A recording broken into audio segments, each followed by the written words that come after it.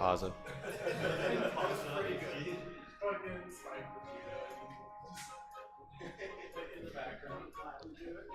Yeah, we all have to clap when he starts pausing.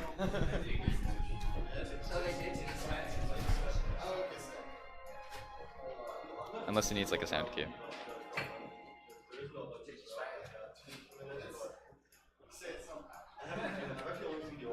At some point here, we made up some time. I'm live. Hello, stream. I'm Helix. Can I plug my Twitch? I'm gonna plug my Twitch. Helix13_. No shame whatsoever.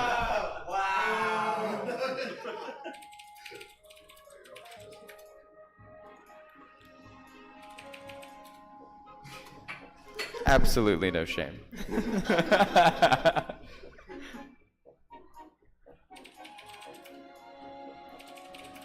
Thank you everyone for joining us this morning for what basically is Nintendo block. Kirby, Wind Waker, Mario block. Tons of fun.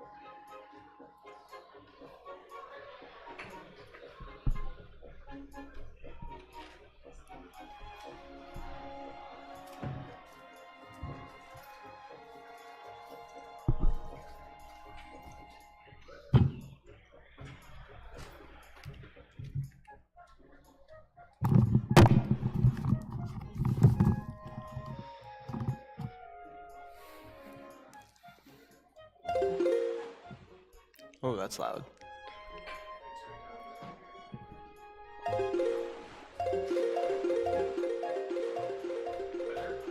Yeah.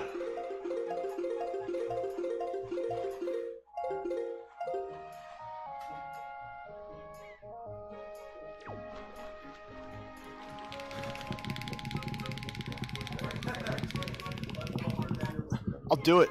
I swear to God, I'll do it.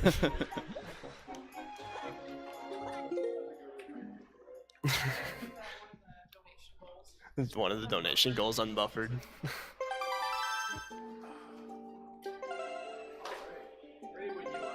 Alright, let's delete files.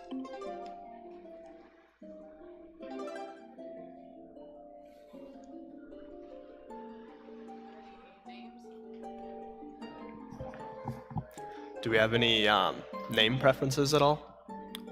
I will refresh one more time, but I don't believe we do. Do we have anybody in the room with No, a we do name not, preference? so no file name. Do whatever you want, I guess. Yeah. Just nameless? Whatever you want.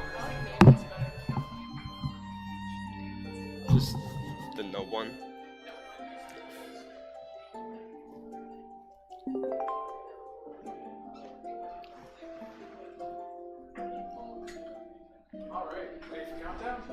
Ready for countdown? Holy crap.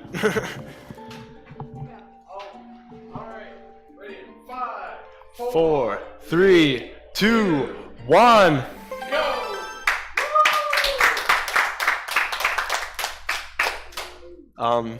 Hello everybody. My name is Deanx4200.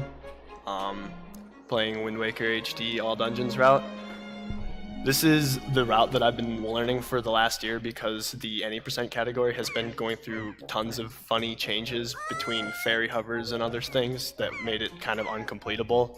So I've invested time into learning this because it has a bunch of fun tricks and it showcases most of the good parts of the game and cuts out the dumb stuff. So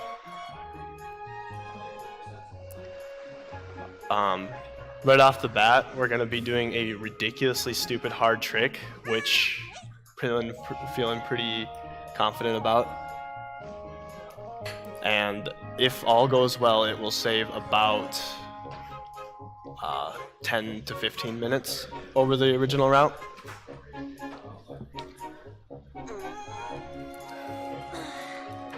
Just an average day for our hero, though, waking up on our birthday. It is our 12th birthday, as the game will tell you. And our cute sister is just informing us that it is our birthday because we have overslept, apparently. So she's telling us that Grandma's waiting back at the house, and sadly, unbeknownst to her, we are not going to go see Grandma, so... This starts the impossible hardness, so let's do it.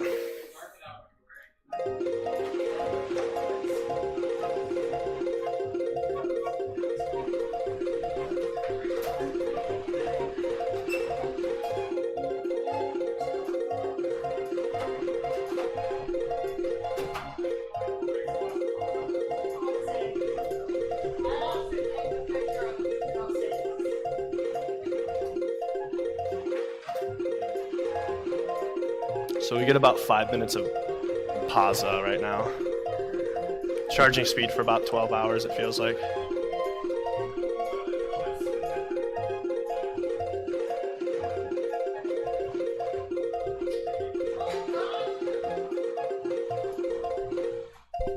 Do you need any audio cues or anything, or? No. Okay. Should we all clap to the beat of the pauses? No, thank you. Oh, Okay. man. You said no thank you, so maybe not.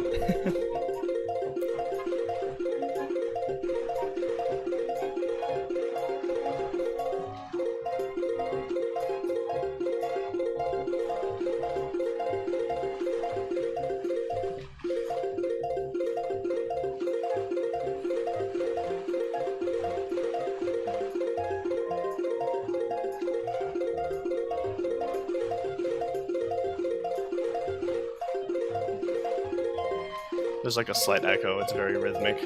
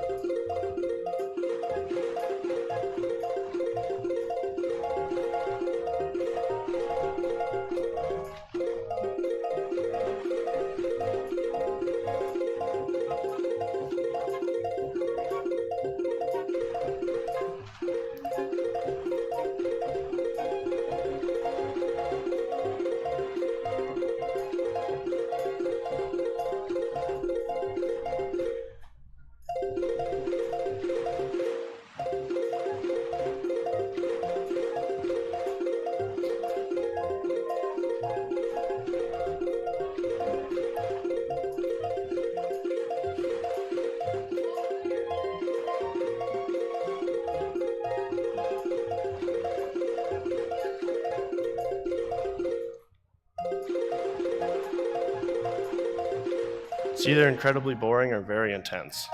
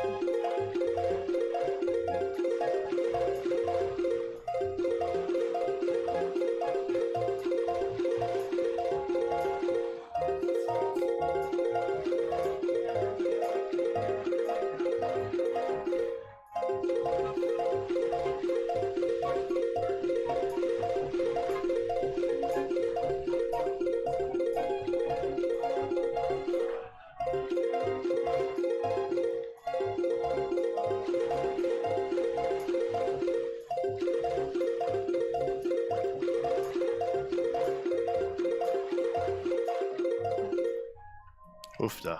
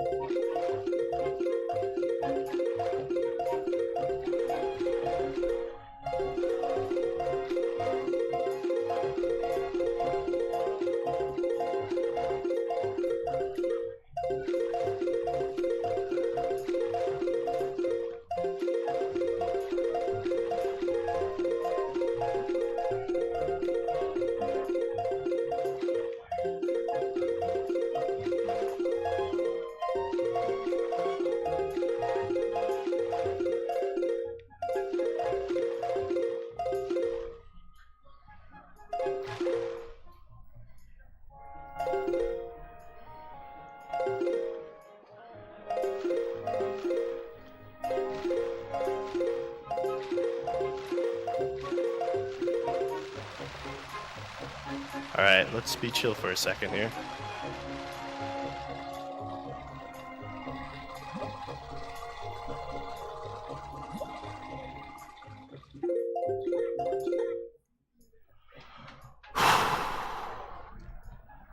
This is a lot of physical work, I'm not even gonna lie. Oofta. I'll just let my hand calm down for a second, and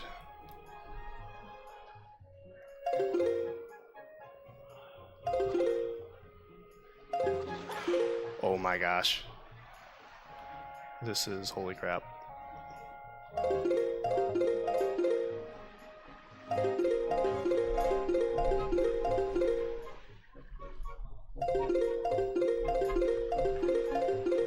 If I fall too fast on a slope, I lose all my speed, which at this point would be really sucky. So,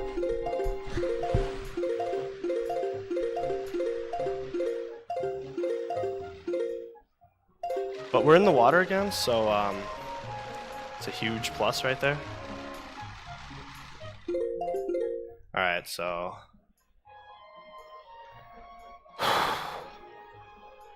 If I release my ESS here, which is the smallest amount of my joystick can move but still be registered, if I release that to a complete neutral while I'm swimming, I'm going to lose about half to most of my speeds. So I'm being incredibly careful here that I can make sure I can make it across the entire ocean here with the speed that I have. So let's do it.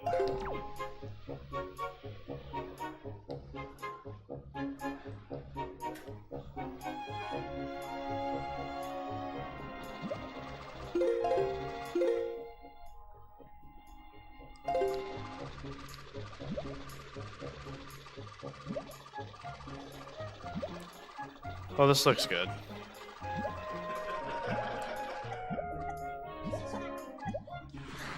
So, we're here. We're here.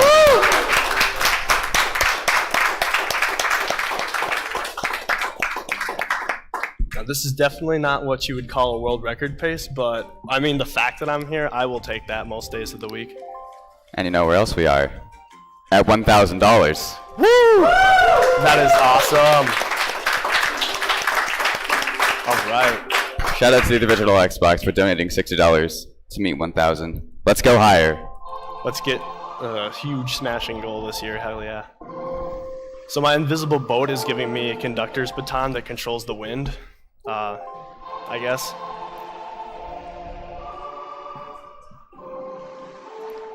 My boat is not yet spawned in the overworld because I have not yet done any cutscenes that are relevant to the game's storyline. 10 minutes for a Wind Waker? Heck yeah. Now on my runs, my Wind Waker times usually run anywhere from like 7 to 8 minutes, but that's with plenty of resets, so I was going for safe strats. We are swordless now, shieldless, tunicless, we don't have a telescope, we don't have a spoils bag. Those are all the first beginning items that we decide to skip using this trick. Whereas the Wind Waker would be in an optimal gameplay about 29 minutes, 29:30. Whereas this is, you can, if you're a world record runner, you're going to be getting your Wind Waker around the 5-minute mark, 5.5, 6 minutes. My current best Wind Waker is 6 minutes and 40 seconds, and that was just like really on fire pauses that day, like no early pauses, no drop frames, and like still like a good rhythm and everything like that. I always have a lot of tension when I get to the point where I see I have a lot of speed. I get a lot of tension build up, I guess. So I try to take it slow. And sadly, this is the only unskippable cutscene basically in the whole game. In the original version of Wind Waker, this cutscene was not in the speedrun because there was plenty of ways around it. But this is apparently the one part of HD that is completely unskippable for right now. Essentially, the storyline is very messed up when you do the manual super swim because there's not a lot of sense that gets made. Essentially, the bird on the left is asking about my sister who got kidnapped, and to my relevancy, or to my knowledge, she's still hanging out at Outset Island where we started, and perfectly safe for all I know. It's not every day you witness a kid swimming across the ocean at 2,000 speed.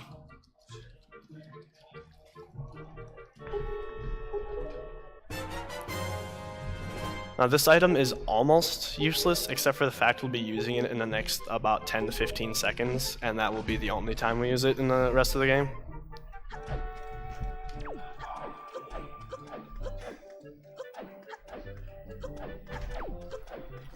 Now before this had manual super swim implemented in it, this would be the route. You'd play through the game normally, and the only thing you would be able to do is optimize your rolls and movements.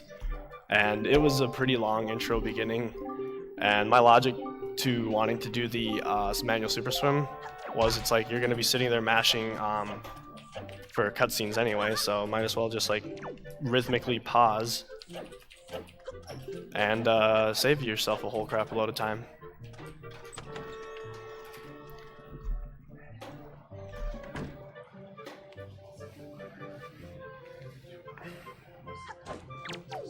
Oh, hey. This letter here is a letter from apparently his father, who's essentially, in layman's terms, telling his boy to man up and just go get a scale from the dragon. But we're essentially here to solve all the problems for everyone, like video game protagonists typically do.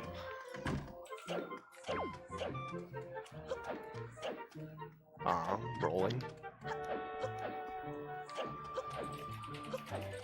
Rolling apparently is hard right now.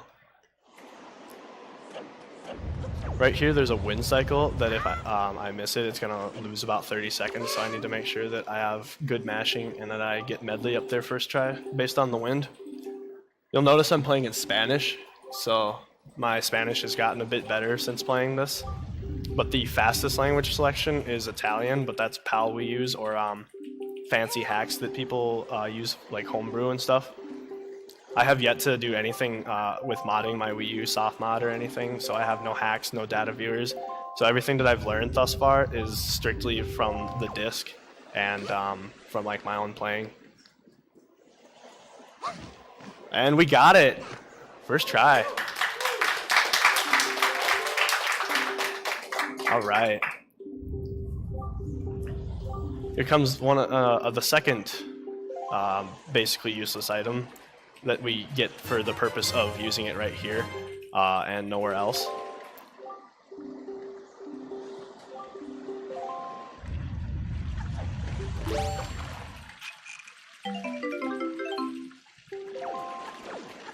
So now that we have our bottled water, hopefully it has a good pH level, we're gonna go water these dry and withered up bomb flowers, which, ta-da, will allow us to blow up a rock. I always side hop during this cutscene because it drags you back to Link's starting position. Just comic, I guess. Well, sadly, this version of the game, you'll see in a lot of cutscenes between the boss fights and when things happening, there's a bit of lag, and that's because the Wii U just can't handle the polygon counts that the GameCube could, apparently. GameCube is still the most superior game system to date ever made, argue with me.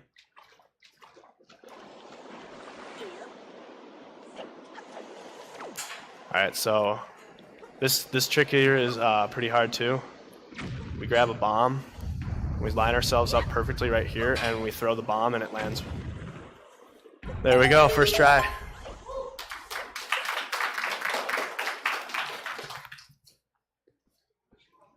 Alright, so this is our first dungeon, and you might be thinking, how in the heck are we going to do a dungeon without a sword and a shield? Well, speedrunners don't take no for an answer, so we do it anyway. And you'll see pots laying around. These are our key.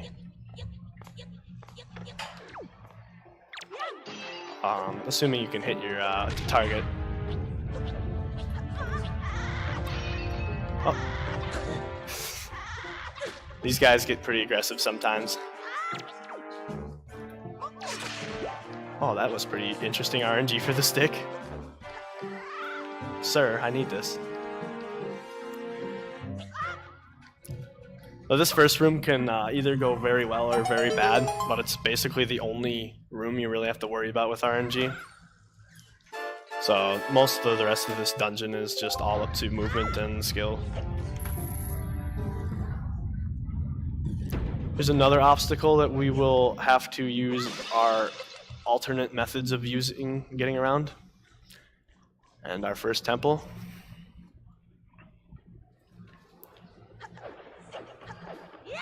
Huh. Dang. I don't think that's part of the run, I'm sorry.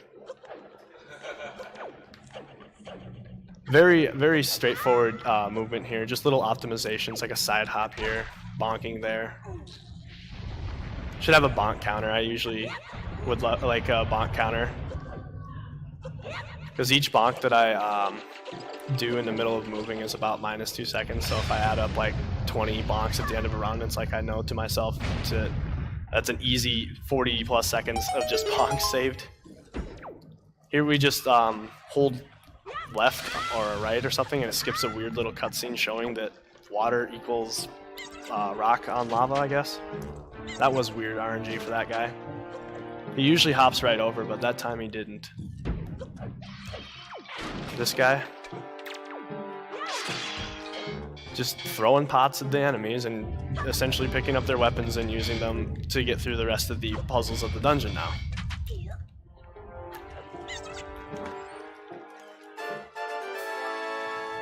Yeva Pequeña.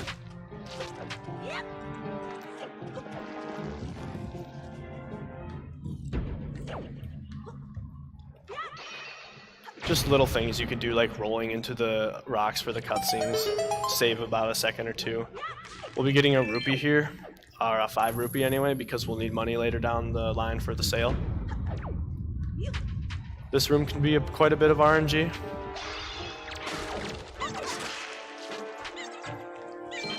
That went well.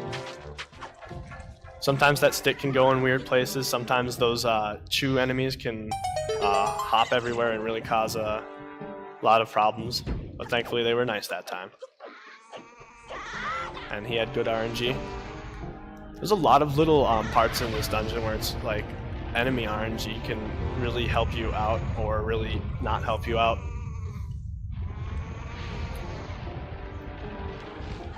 Usually we'd sidle across this, but apparently it's just big enough you can jump.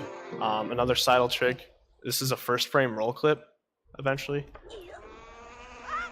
You press the roll button on the first possible frame of Link's movement when you're partially inside of a wall, and that allows you to do plenty of things like get out of bounds later in dungeons and do quite crazy cutscene and other sequence breaking skips. My original plan when I was coming to this event was to do the beginner's method because I was not feeling super confident with my skills towards this. Doing a manual super swim, televised, I guess. And that route is pretty boring, I guess you could say, so I'm glad I did this, I guess. But as you just saw there, a stone was in our pocket that just talked to us, I guess. I have no idea who or where that stone came from, so...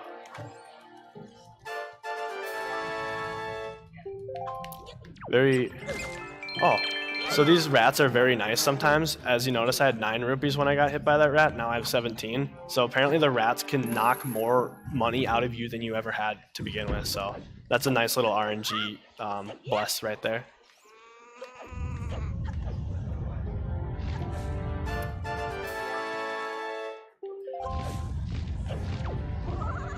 Get another 5 rupees here.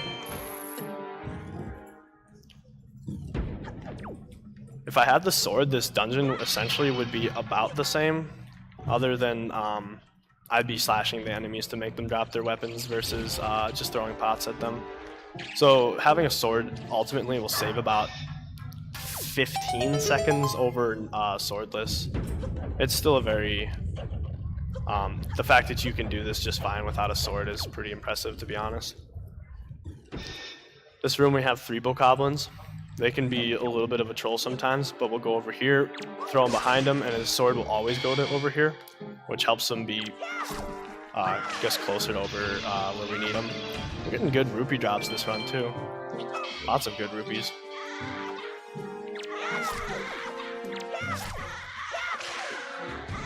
So this guy apparently is swinging at me from up there. He missed 3 times. Bonk. That's RNG manipulation, don't worry about it.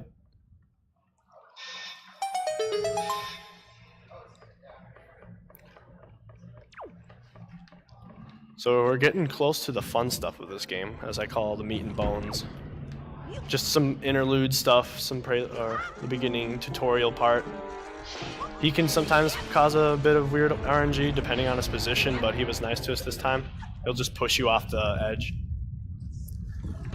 And here's the boss room, which we will be visiting at a very much later time. So we will be opening up this warp pot to allow us to get back here in about 40 minutes. I'll do a frame perfect roll here.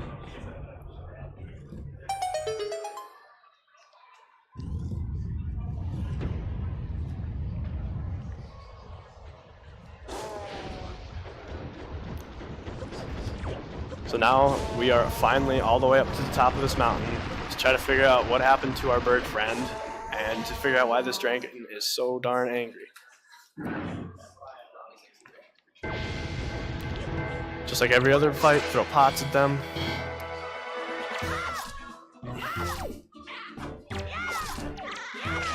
That was good positioning on them, because when you start getting double slashes.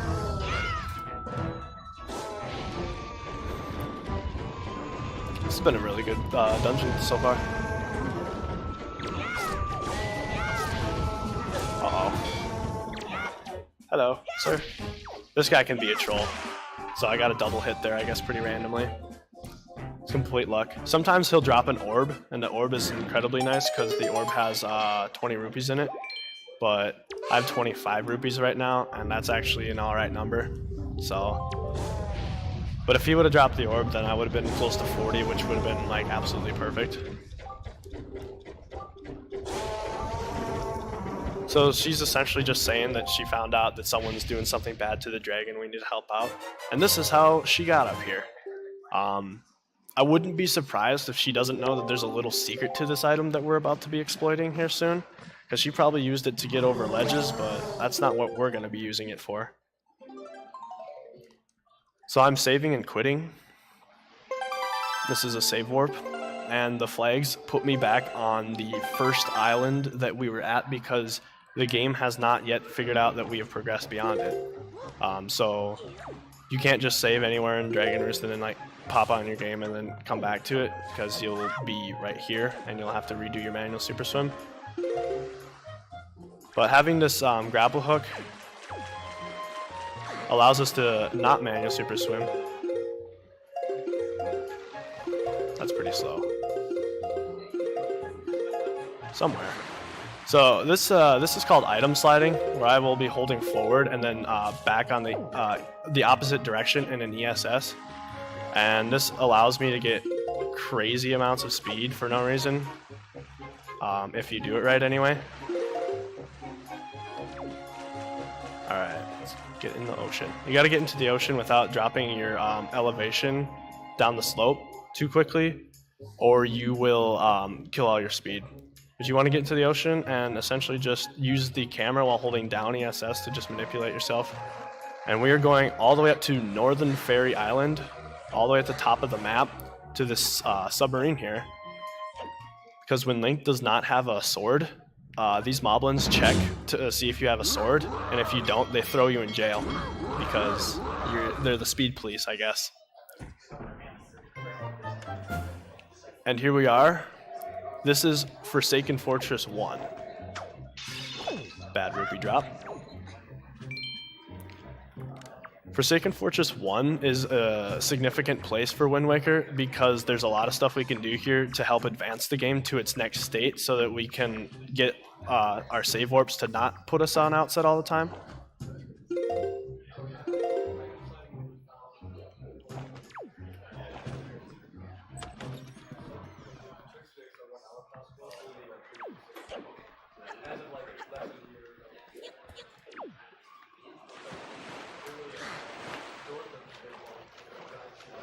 So right now we are getting the Gossip Stone, which puts the game into Forsaken Fortress 1.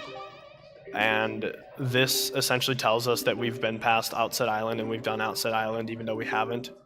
And tricks the game into giving us all the later game stuff now.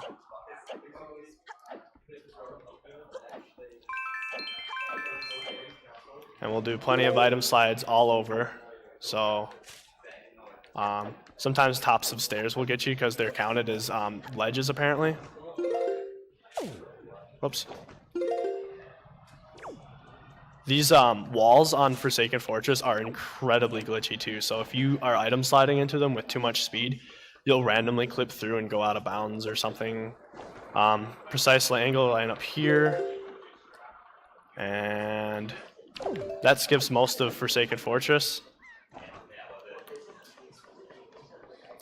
When you charge up your speed into a wall and then hold L, you immediately blast off.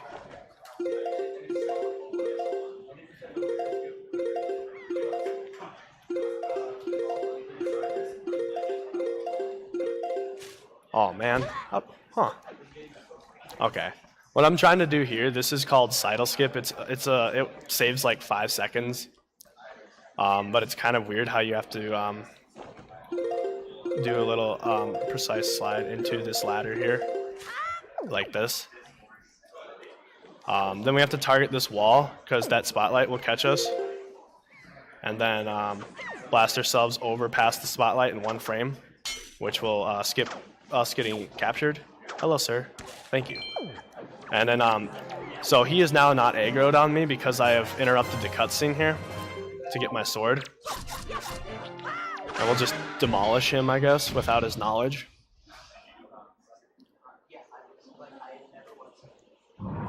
And this is our first major cutscene after I pick up a sword, I guess. This is our first major cutscene that sets the game into like the like progression mode. We're finally getting through the story parts here. We're only at 29 minutes. What a good day.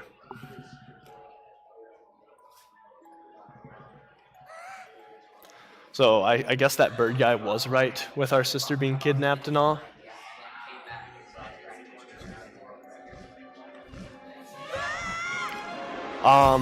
Let me see here. Item sliding.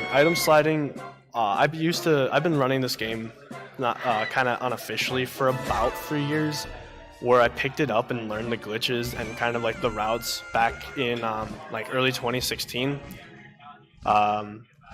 I messed around with it just kind of to do the tricks, and when I came up to the harder tricks, it was like the hard tricks basically were the test of whether or not I was actually going to go through with doing this game. And when I got through some of the roll clips that were really hard and a lot of the other hard tricks that probably took 15, 20 hours sometimes to perfect, like manual super swims probably took close to 20 to 30 hours to even like get my first successful swim. But back in 2015, there was basically nothing with this game other than like some precise roll clips and movement optimizations and a whole lot of luck reliancy.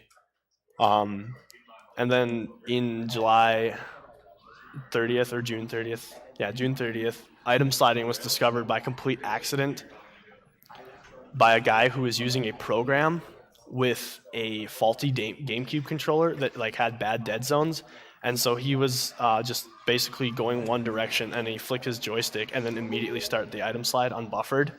And the right after that, the super swimming was found so that we could sequence break early things and get around the ocean quicker. And then right after like that was found, quite a while down the road, like 2 months down the road, barrier skip was found. And then I think a couple months later, barrier skip was found again with the inputs so that it was made consistent so we could figure out an angle and everything like that. And then barrier skip, and then a whole bunch of other crazy stuff happened with this game since then. For the any percent run, it used to be do barrier skip and go to the end of the game, and essentially you'd have to rely on fairies to it was a 2% luck that fairies would heal you to get to the end of the game, which was ridiculously hard and improbable. So for the longest time, that was just a very dead category because there was no tricks that were worth like wanting to do in it. And then earlier this year of 2018, Morthhubber was found, which cuts the RNG of the fairies out, which allows you to essentially kill an enemy at the same time it sticks to you, so it like stores its death, and you're allowed to shoot it with something other than your sword, like an arrow or something, and it will drop a heart. Because this enemy will only drop a heart if it's slashed with your sword. And that basically made the run completable, which put the game down to about the hour mark. And then as of like 2 weeks ago or so, the game was pushed underneath an hour finally. Between all the fancy tricks they found with Deku tree cutscene skip. I kind of went too far here. Wow, good rupee RNG.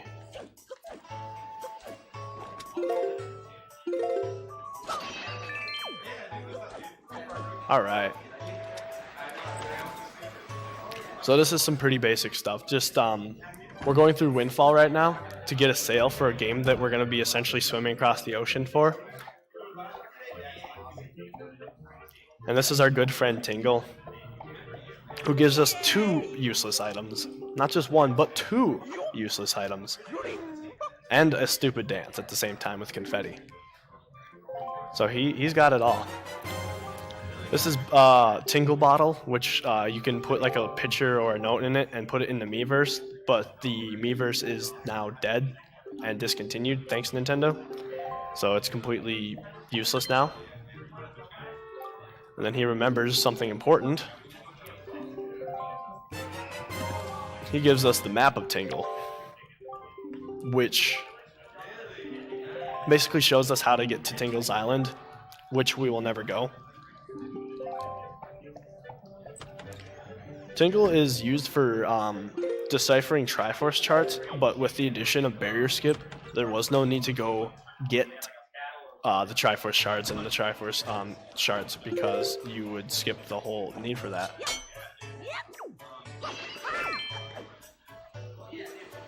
Alright, so we're buying our sail finally. Or as he says, a KO, which in Spanish is that. He doesn't tell you, I guess, that it's a sail. He's being secretive.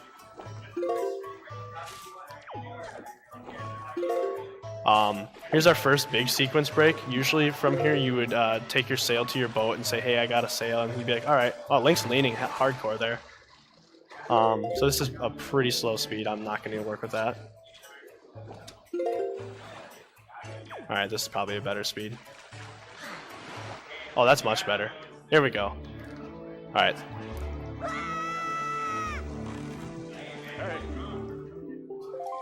Now we are triggering Great Fish now, or Islas Pez Valador, which, with the old route, had a super swim that you needed to do off of this island, which was incredibly precise. But the super swim now, based on our save warp flags, have not yet been advanced past Windfall. Now, if I save and quit, the game will always put me on Windfall Island, which is useful for a couple parts and not useful for some other parts. So the route had to be like accounted for when that was included. I've had this discussion with a couple other runners who do this game, and they've said that this route is by far the best route it's ever been because of just it feels like it's more action-packed. It feels like you're doing something quite more often. You're more actively involved into the game, and it's sequence breaking instead of just like watching the cutscenes and progressing as follows. So that bird guy, our bird friend, bird man, bird person, essentially just told us that the pirates are on Windfall. And so saving brings us to Windfall conveniently.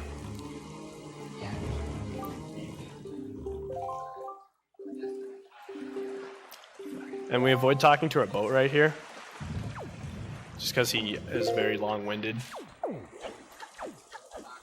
And then here comes a very hard trick called Password Skip, which was a lot of people's problem in like starting off the game originally, which also requires a frame perfect roll clip like so, and an angle lineup. I'm in the collision of the ship now. And I just weasel myself into here, angle, and do a side hop behind the loading zone of this door. And that skips having to go through a 4-minute cutscene.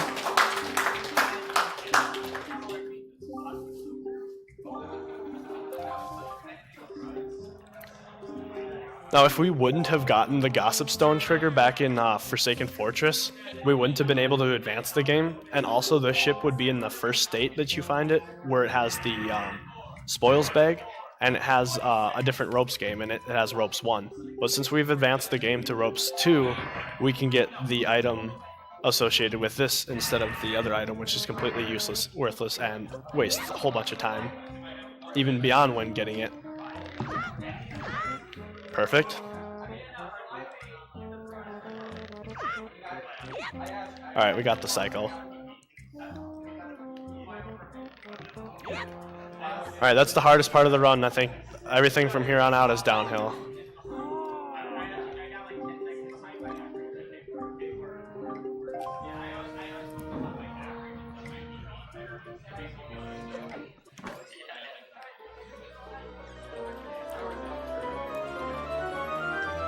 I definitely love the game, but the cutscenes are a little excessive. Like in the original GameCube version, in the 4 hours that the run is, the cutscenes account for about an hour and 20 minutes or so, between like just text mashing or just not text mashing. But that game is much longer than this one. And it's quite a bit fun too. So another quick and easy save warp, because if we were to leave the ship right now, we'd be sailing off in the middle of the ocean to nowhere, and with no destination. So saving there is definitely an optimal thing. Now our boat wants to talk to us about how to sail, which we won't be sailing, I guess, because sailing's for casuals.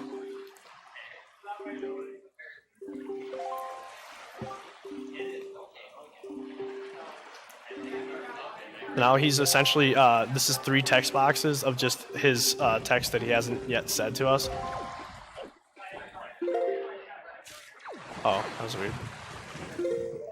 I'm just doing a quick safety save. Whoops.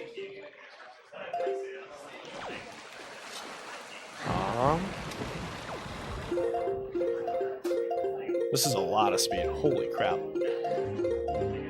That's why I safety saved. Nice. So I just had too much speed there, and essentially went into a quadrant of the ocean that needs to reload Link, and so you will drop all your speed when you go through specific quadrants of the ocean that are more major, such as this island. Oh, that's a bottle. I usually watch the red dot bounce about 3 times.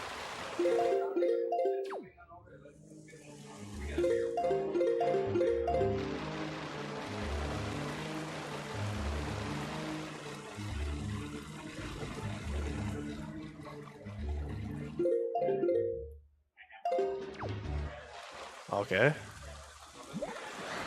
Huh.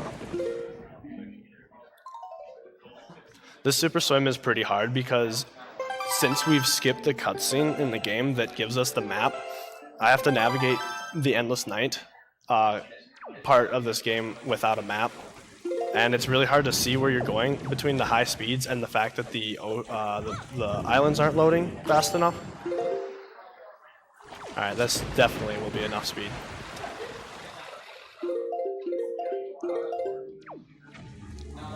Alright, perfect.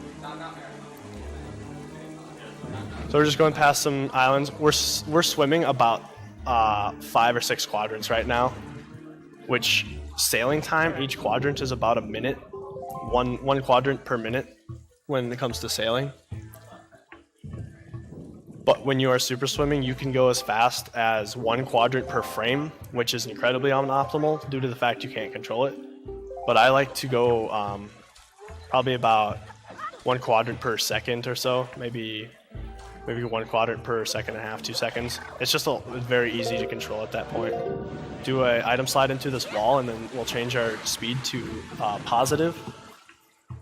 Whenever you're doing an item slide, the game doesn't have a cap on Link's negative speed, so you can indefinitely build negative speed until your game crashes, which I think is like 10 to the negative 34th or some stupid high number.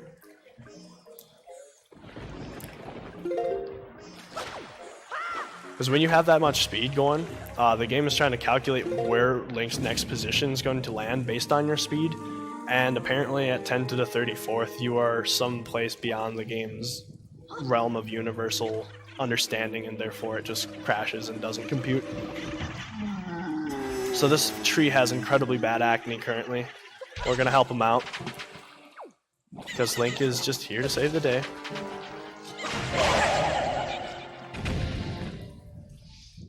There is a way to skip this cutscene, but it is frame perfect and requires you to kill yourself with a bomb at the same exact time the last Chew Jelly dies. So, not very noob friendly, and also, even if I were to get it, I'd go all the way back to Windfall and have to re-swim down to here.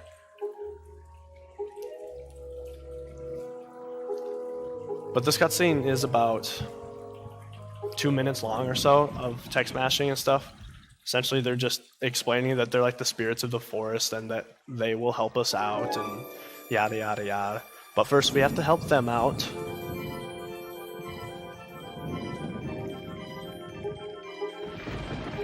We are Nameless Link. We are the no name. Sadly, no yahahas in this game. No Hestu, no maracas, no dances. Which is like the only part this game lacks, I think. Is no Hestu maraca dance. The first time I ever played Breath of the Wild, I came up across the first Korok and I found it and saw it, because this is basically the only game I played besides another game Once in a Blue Moon. And so that was an incredible wave of joy that I had at that moment. And then finding out that there was 900 to find immediately kind of took that wave of joy away. And then finding out that collecting all 900 gets you essentially a statue of poop, so it's whatever, Nintendo, thanks.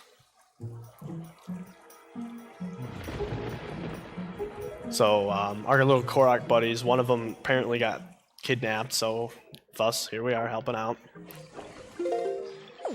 And our tree friend gave us a leaf, which should allow us to get into the forest next door to this forest. I think that's how this game works. Whatever the color settings are for this laptop or this monitor, it makes the game look really crisp.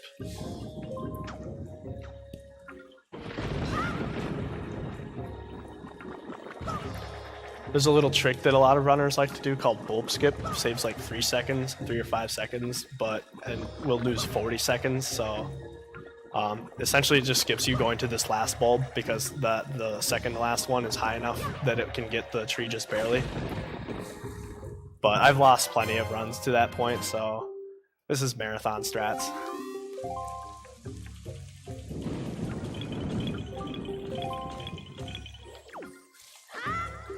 One of the awesome things about the HD remake with the Zeldas with the Wii U is the fact that you have the ability to select your items off the gamepad at any time without pausing, which, and compared to like Ocarina of Time or like the original Wind Waker, it saves a crap ton of time.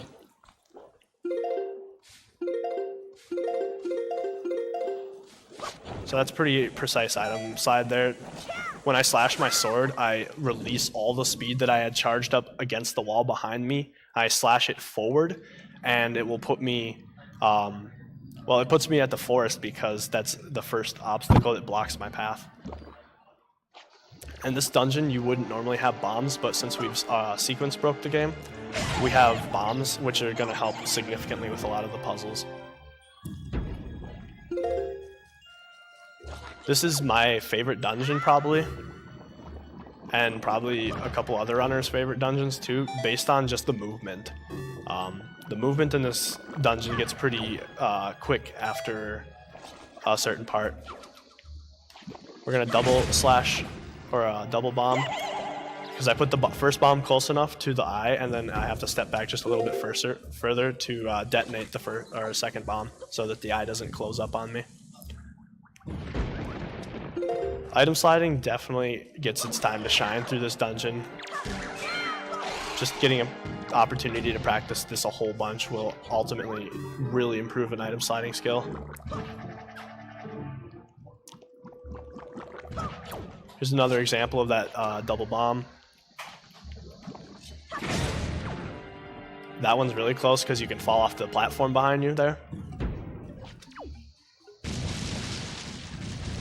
Bombs have like a 5-second counter, so if you can pull them early like that and walk around the room before they explode, that inevitably saves time. We're gonna do a pretty cool trick here. Another item slide across the room.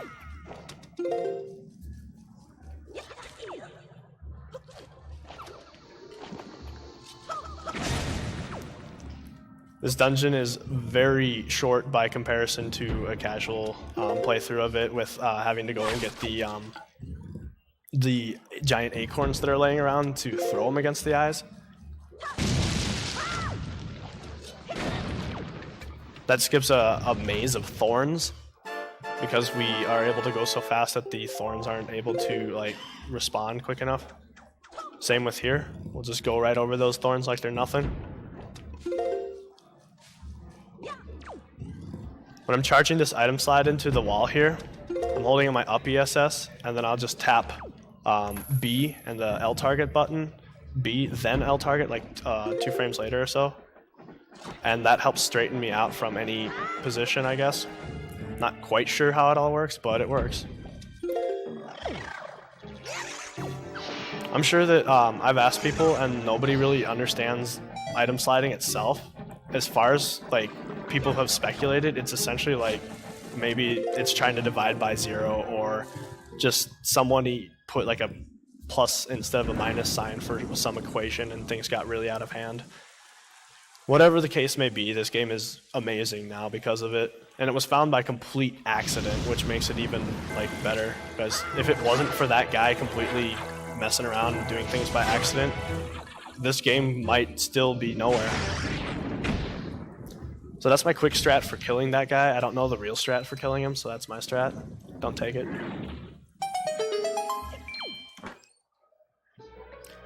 And up till recently, this was a mandatory item, but it is now skippable that we've found out, but skipping it requires 2 pretty hard tricks beyond it, so I haven't practiced them yet, and therefore we will be going, again, safe strats.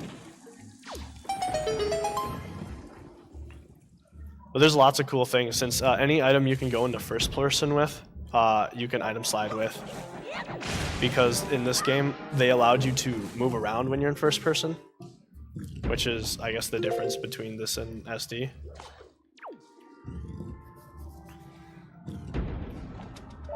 We can skip cutting this down, but that was incredibly quick, so it saves maybe a second to not cut the tree down. Maybe.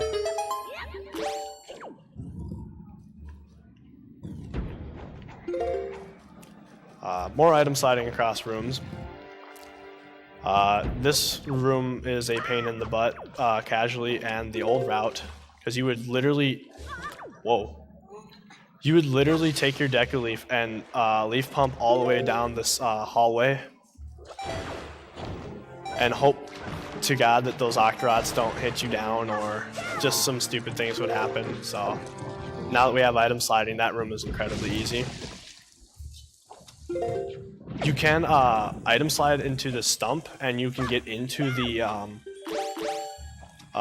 boss key room without doing this puzzle, but since we haven't fixed the save warps, we'll be stuck in there, and it will put me in an incredibly inconvenient place, so we have to do this puzzle the casual strat, sadly. But now that the boomerang is skippable, that means that they fixed the save warps, at this point, and they allow you to do the tricks that the original route did. And I think an optimal boomerang skip would save 2 minutes over not getting it. So that was 2 perfect fights. That's awesome.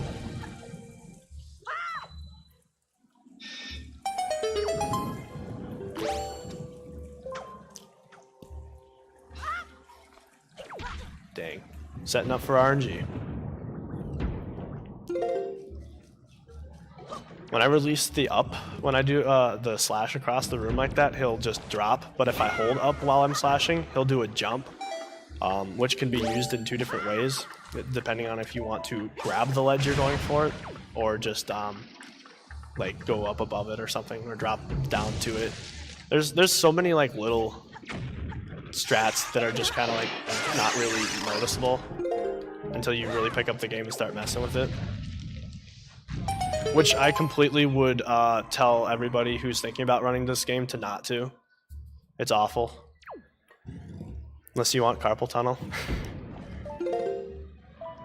A lot of people that I've known who run this game have had complaints about hand problems based on doing too many manual super swims. And I switched to, because when I started doing it, I did it with my thumb, and that's what was causing like my wrist to hurt. But I switched to doing it with my index and middle finger, which have much more strength apparently, and don't end up leaving my wrist feeling like crap, so I can manual super swim for an hour straight if I had to, which I actually have before. I've booted up stream before and did, all right, let's start a run, and then did a manual super swim for an hour, or like an hour worth of attempts. So I'd do it for a couple minutes and then fail. Wow, that was actually really good boomerang. But that leg though, oh that leg too. Whoop-da. There we go. All right, so that was a pretty good fight. Optimally, you want your boomerang to you want to get one side of his vine and then get the other targets on the other side. You have like a maximum of 5 targets, and if you do that, then the boomerang sometimes will curl around the vines and get like the back or get a whole bunch of them without you even having to. My best for this fight was my first boomerang took out all but one, which was very surprising, and probably wasn't in the middle of a run either. It was probably just practicing. I tell you what, I would hate to be a heart container in a speed run. No love.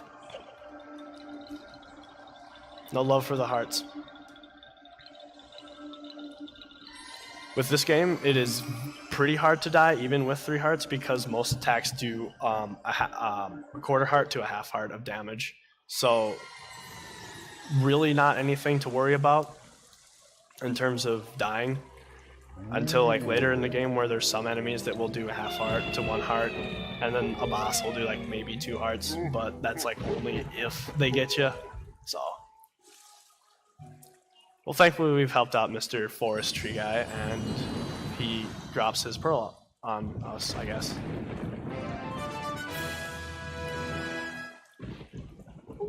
Are we ready to sing? Are we ready to sing? I really want to sing for this part. Whatever pitch you sing is gonna be fine. It don't matter. Just say ya or wah. It'll get the point.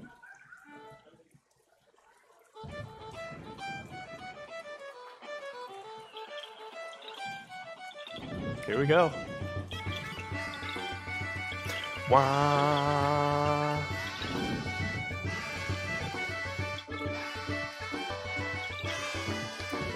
This is such a meme on like when you're watching Gymnast or Linkus7 do these runs. The whole chat is just filled with people saying "ya" and "wah" and stuff.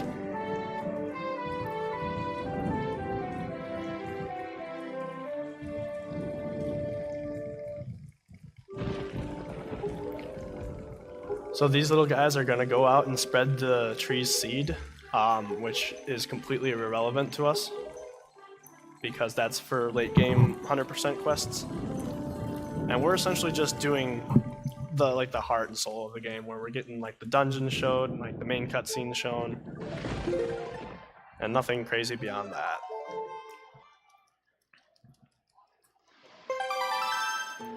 Another quick save warp will put us back to Windfall Island, or Isla Tora in its Spanish version, Bull Island, I guess. I've played this game in Spanish so much, but I also like grew up on it in English, so like I have a good knowledge of like both of the like languages and what they are. But the like saying Forsaken Fortress in the Spanish version is much awesomer than saying just Forsaken Fortress, because it's Isla del Diablo in Spanish, which sounds much more menacing. Look at that magic drop, and no bomb drops. Huh, dang. I usually like look for bombs right here because they have a very high rate of spawning there, but sometimes RNG just does not like us.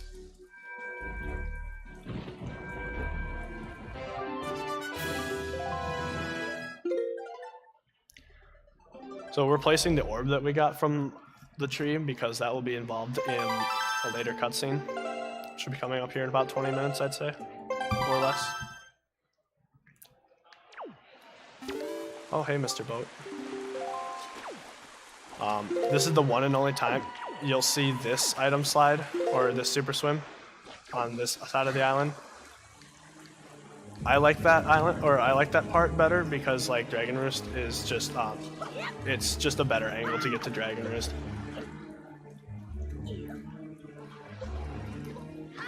And we are back here to the place that we first were at, but this time we are well equipped with our item sliding mechanisms. So we should be making short work of this dungeon now.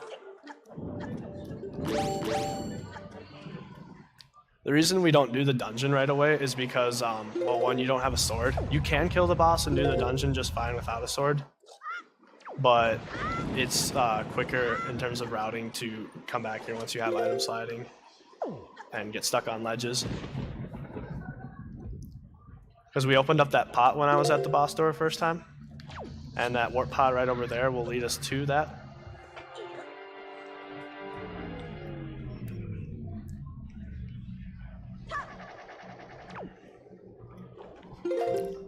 Here's our boss door.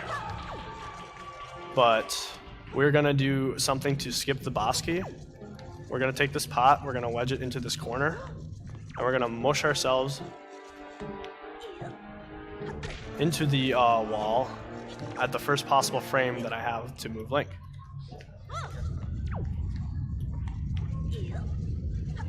Which, if I get a bonk like that, that means I'm like 1 or 2 frames late or something like that, so just gotta be a little bit quicker.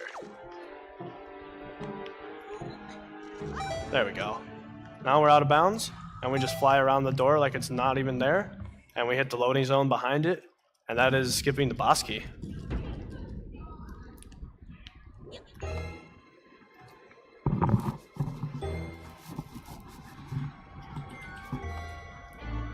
In my opinion, when it comes down to this game, like from a casual perspective, basic enemies were obviously very basic and bosses were very boss-like. In a speedrunner's perspective now, bosses are essentially like, they're predictable, they're boring, slow-paced fights usually, and then things like basic enemies like Keese, or the like mini bokoblins that are that control you.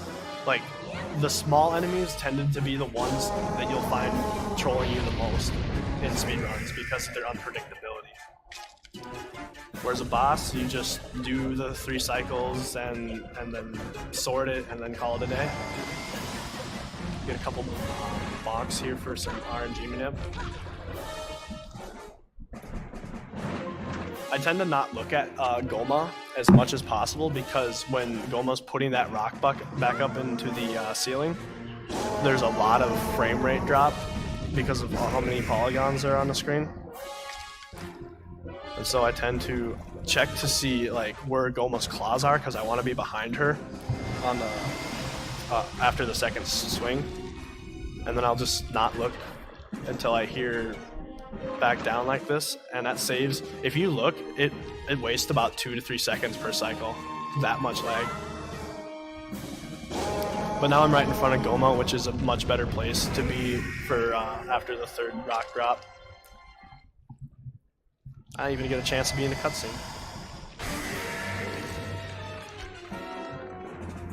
Super easy. Maybe. Oh no, I burnt my butt.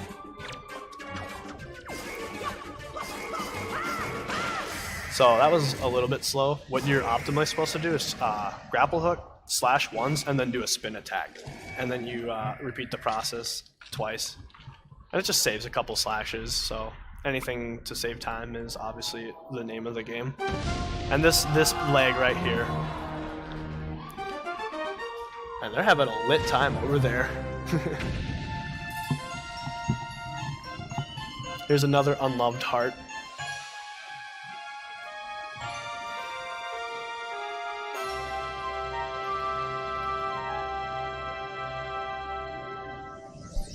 If you allow me to interject for a second, I'd just like to point out this is the quietest Midfest Speedfest we've ever had.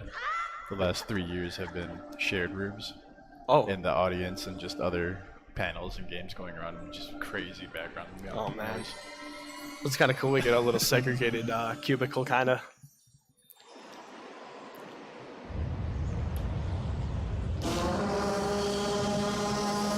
This cutscene's kind of weird because there's Endless Night playing in the background, which normally it would be broad daylight as of now. So the cutscene's kind of weird a little bit. But the dragon seems to approve of our deeds, so...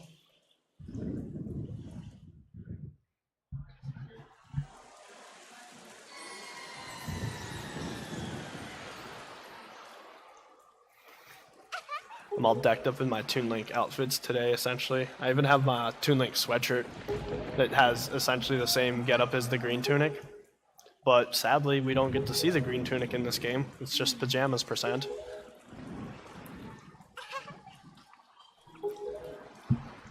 But here's the boy that we were harassing earlier. And he thinks we're nice now, so he'll give us the orb. Which, as you guessed it, is... also needed for activating the upcoming temple. We're always going to be playing in the standard file, not the New Game Plus file, because in the New Game Plus, it translates Hylian language that like the gods, like the dragon and the other god does. And when that's translated, it takes much longer to scroll, so... having it not translated is incredibly fast. In fact, if you can get the whole game translated into Hylian text, that would be optimal.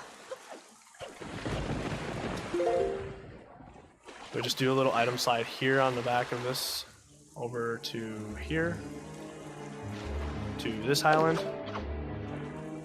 And I get no sound, and I get no magic here either. That's quite a, it's kind of a huge letdown. What is up with RNG? Because usually with these two islands, they have good drop rates for bombs and magic. But as of now, I have a deficiency of magic, so we'll see if I can do anything to correct that. Because usually those islands literally will pop out like 2 or 3 magic containers, be it small or big, and it's more than plenty at that point. Alright.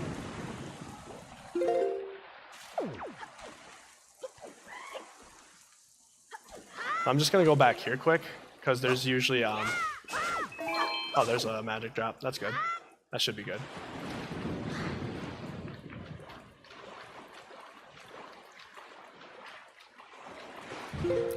We'll do another safety save, because this is a pretty hard swim here. I'm going through the ground, I guess. When you see Link go through the ground like that, he's not, like, actually going through the ground. He's, like, just the camera is getting messed up, I guess. But that time that ship kind of trolled us based on its positioning.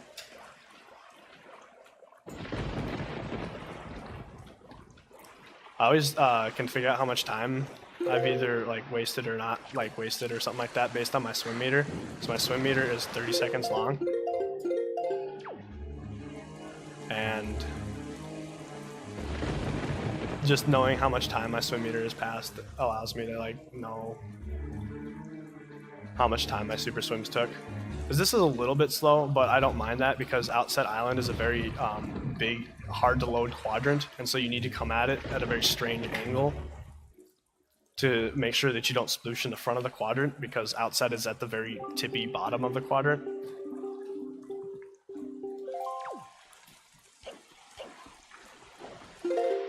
I'm also going to check up here for bombs quick, or magic. Oh, wow. Nice. So the way you fix your save warp flags is by getting into your boat, and we could have done that a very long time ago, but it's more optimal to do that now, getting to this island and putting you here, because you need to sail around the back of the island anyway. And since your wind is set east, this is already an optimal direction and placement. I have 6 bombs. That'll be fine. So now we're just sailing around this giant, scary whirlpool, which I never knew was on the island because I was swimming off of it at a very young age, apparently. If you are in the beginning of the game, though, and you do swim around to the backside of the island, the cave is there, but the stone that's guarding the wall is not there. So you can get into the cave early and see things, but you can't like activate any cutscenes, and there's no whirlpool or anything because it's specifically blowing up the wall that triggers the parts, I guess. Nintendo was really thinking hard when they made this game with the barrier, with just like the mechanics of how you can't just skip to places, you can't wrong warp like in Ocarina of Time. So they've really made it a lot more solid, and to date, even the GameCube Wind Waker is probably one of the most solid Zeldas made. Skyward Sword was also pretty unbroken. I mean, there's a couple sequence breaks and a couple things you can do, but it's nothing like Barrier Skip, where it saves. Barrier Skip shaved off almost 2 hours, so having that big of an optimization in a game is so huge. Wouldn't you know it, the third pearl.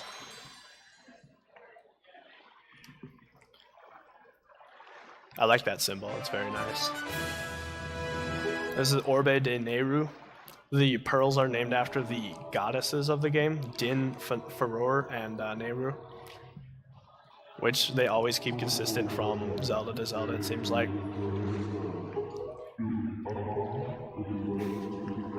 Here's another example of Hylian text. Essentially, the boat and the fish are just asking about it has the boat found the bloodline to Zelda, because we're essentially searching for Zelda at the same time, secretly.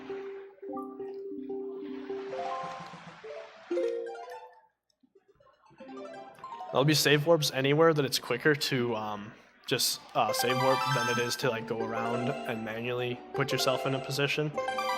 Because save warping takes only 15 seconds in this game.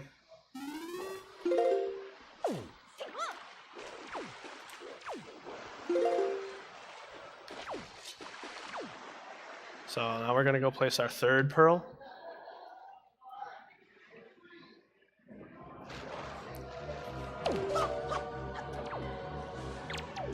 These guys are annoying. Still no bomb drops.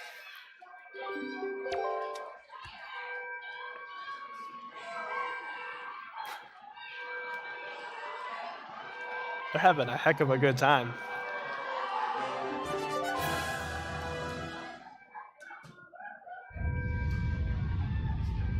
This is the longest cutscene in the game without input, so... How's everybody doing? Still alive? Everybody seems to be doing great. If I remember correctly, I believe that's a Smash Room that's causing all that commotion. A Smash Bros? Yeah, Smash Bros tournaments like Melee or Brawl. Oh. I thought about bringing a GameCube controller, but I didn't know if I could be a part of that. I grew up on Melee. Mm-hmm. And then all the other Smash Bros preceding, but still Melee is king. Even 5 installments later or whatever.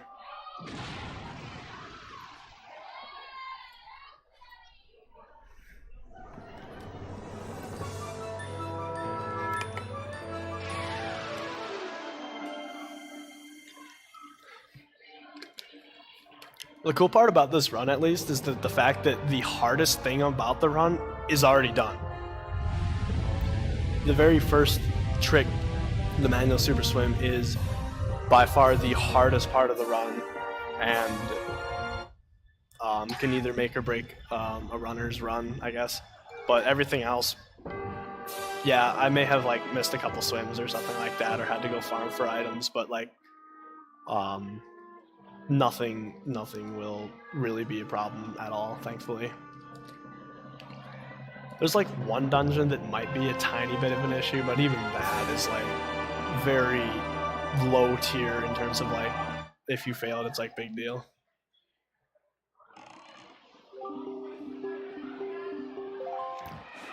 So this is our third and final temple. It's kind of the substitute for the water dungeon, I guess. Like, it came from the water. But it has nothing really watery about it. Just something real quick. There's a user in Twitch that mentioned that there's magic and bombs in the pots before F1. Is he talking about floor 1 skip? Yeah. He wanted you to see that. Yep. If that helps at all. Yep, I got it. That'll help with my bombs count now, yes. It's cool. People are looking out for us. How many people are watching right now?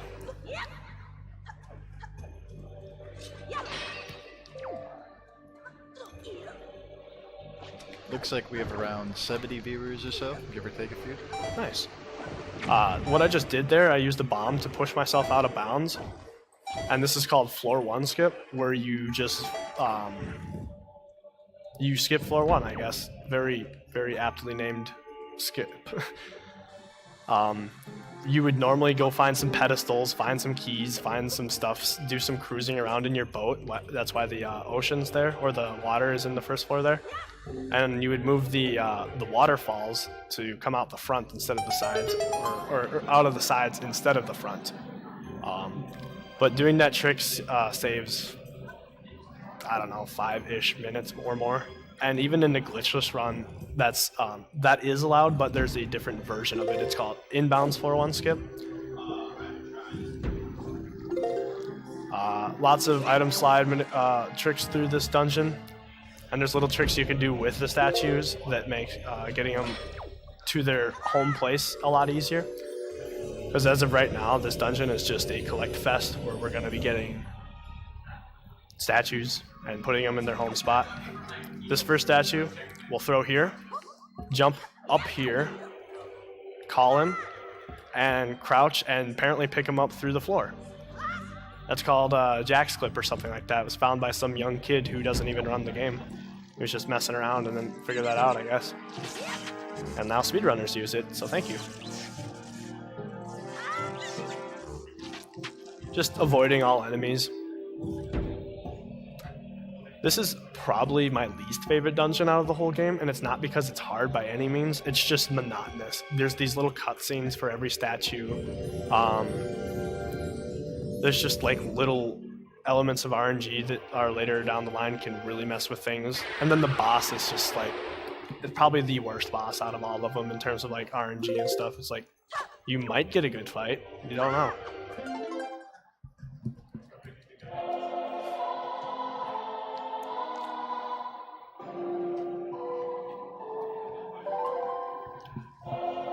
This is our first instance of learning a Wind Waker song. So for a game called Wind Waker, you don't use the Wind Waker all that much.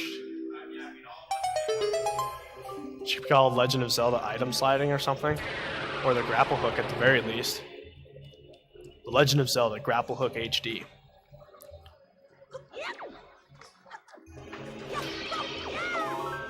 Alright, so we get in our magic. More room skips, maybe. Good. Backup strats work there. And this is the first instance where they want you to use the command melody, because you would control the statue to get across the room here. But doing the setup I just did, where I went to the corner, backflipped, and side hop, allows you to set up for an angle, which will help you skip it. So you line up to this pillar, do 3 side hops, and that's that. Very, very easy trick right there.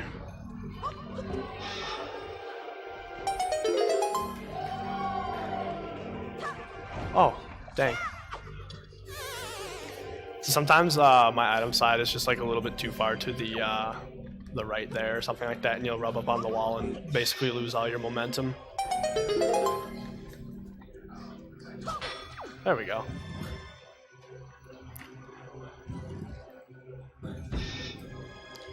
Now here's our mini boss of the temple.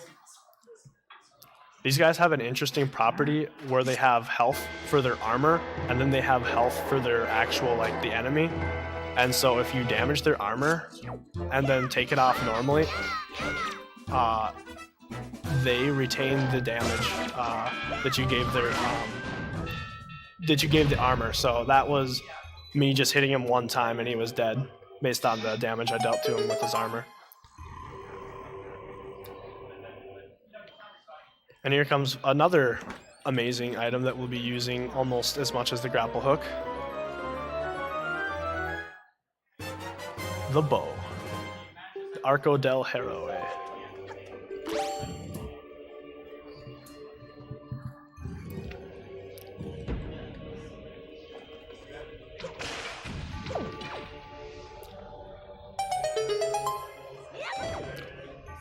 So now that we have the bow, this is going to allow us to get through shooting those eye statues and shooting bubbles. These flaming skulls are called bubbles, and they always cause a lot of trouble, hensely named. Ugh.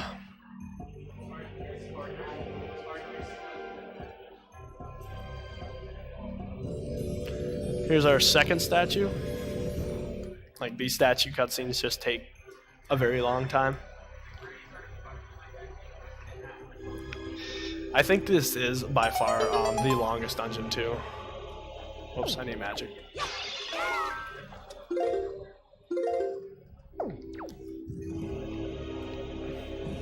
I'll do a side hop here.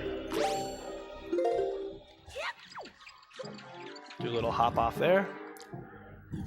Normally you would just deck a leaf across this room or do a weird fancy switch puzzle, but item sliding.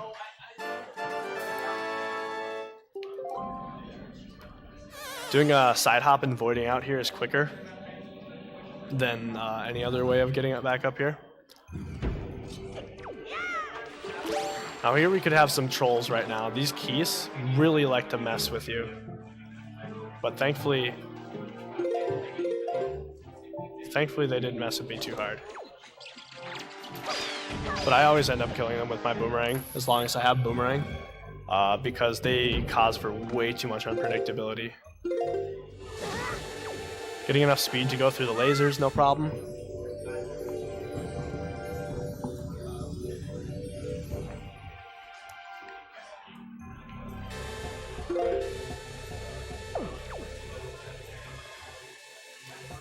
I just do a little item slide back through the lasers and have them hop through. It like loses maybe a second or two, but it's like more consistent.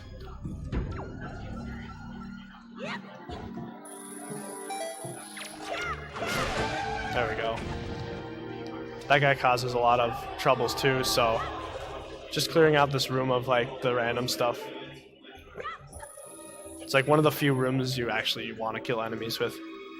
There's a lot of like HD runners that I'll mention. Well, not even HD, just Wind Waker runners in general hate this room based on like the level of unpredictability with the keys, just the scales, physics and stuff. It's a nightmare sometimes.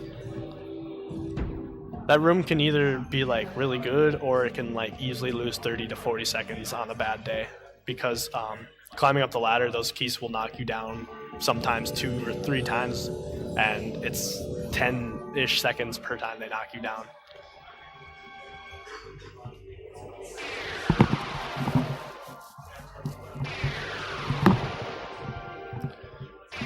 So at long last, we have collected the 3 last ancient artifacts of the temple. And we'll run up here, jump slash, into the middle of the portal to go up right away.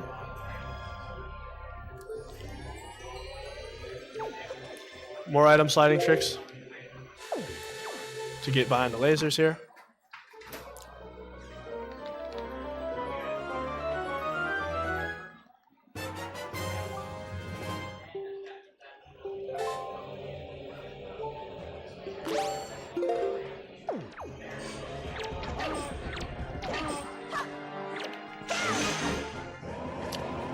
I like to kill those guys right there so they go into the door, so if they have anything worth dropping. Oh, bombs. I need those.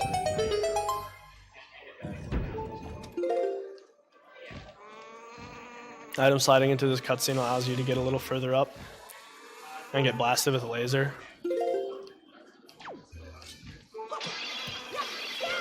Alright. We got arrows. We got bombs. Now comes for the really difficult boss fight. And by difficult, I mean unpredictably RNG heavy.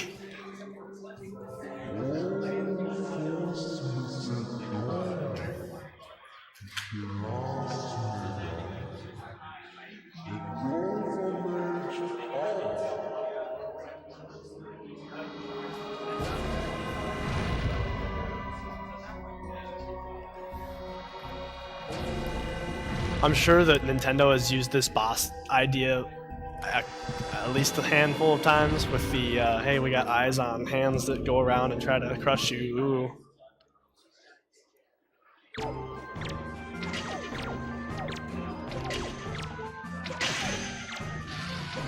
Oh, hey, look, this fight's already trolling me. I shot that eye and he just immediately opened up again. So that's like the little things in this fight can just go wrong. Plus the movement of his head is sometimes unpredictable, so like your arrows just will not hit even though like you're targeted just fine. I try to just get into a place where I can hopefully like see them both, and then like I'll just alter the target between the two hands. And now the hands are blocking his eyes, kinda. You go underneath his face while he's firing his laser, and it stops him from firing his laser.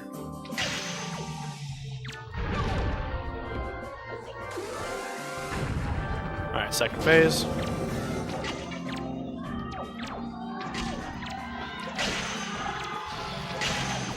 Really? Yeah, this fight is deciding to troll me now. So I definitely killed this one, but he decided to start right back up. And he's not. Oh, and then this fight, or this hand just opened back up now. Yeah, this is an instance of this fight being a huge troll. They actually damaged me? That happens? Huh. Oh, there we go. So now that rough stuff's over.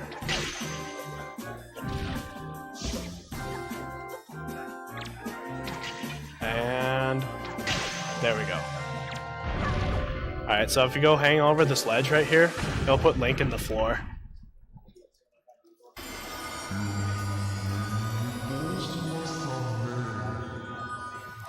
I rate that fight about 2 out of 10. He had to drop snot arrows for me out of his nose, sadly, but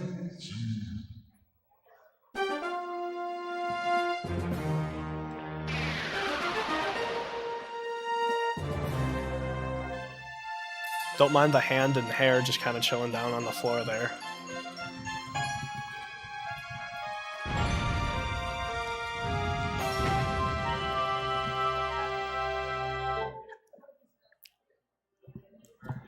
And another heart container goes unnoticed.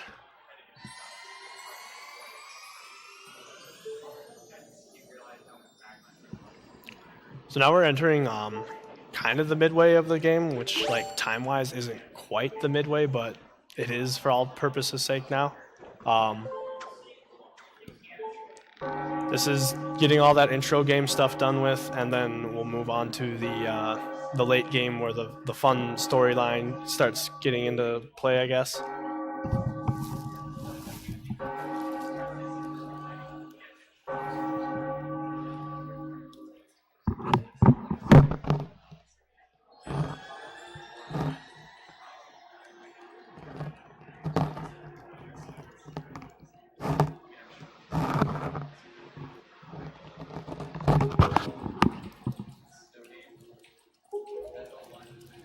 Yeah, he's no name because nobody donated. So he just doesn't get a name. That's like too original.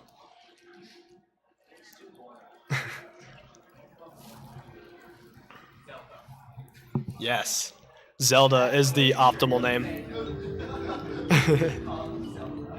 I like the little boy named Zelda. He's so cool. So Link just finds out that he can breathe underwater. Not bad. Huh.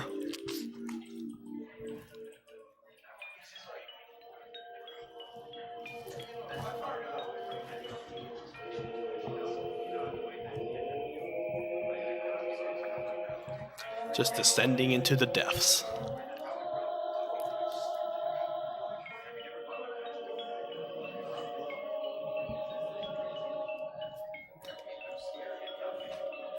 It's a shame they put so much detail into this castle, and you can't even explore like any of it. You can't really see anything other than like the little courtyard.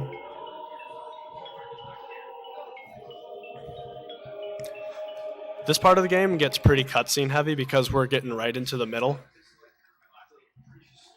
So for the next like 15 minutes or so, it's going to be pretty cutscene heavy. Where I'm going to be playing for a couple seconds cutscene, then another couple like minute or so. Just want to give a quick shout out to Aquas, who is now hosting us for 54 viewers. He's a past runner of us, so thank you very much for that, Aquas. That's huge. Welcome, everybody. Nice.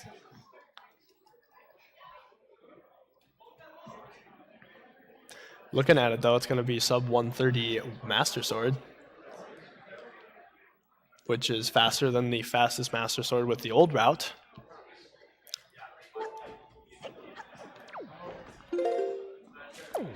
So there's a puzzle there to move that statue, but item sliding into everything works, I guess.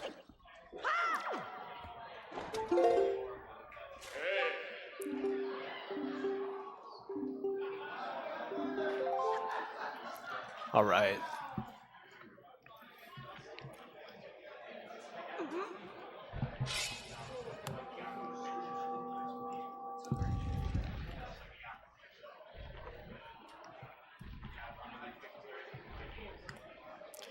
When I was younger, I thought that I was gonna have to fight some statues at first. I mean, it's pretty menacing to see a bunch of statues move after pulling a sword out, though. I assume those statues are probably representations of the 6 sages from Ocarina of Time, because there's a lot of, in the basement by the Master Sword Chamber, there's like stained glass windows with the original sages. So Nintendo is showing off their HD capability coloring.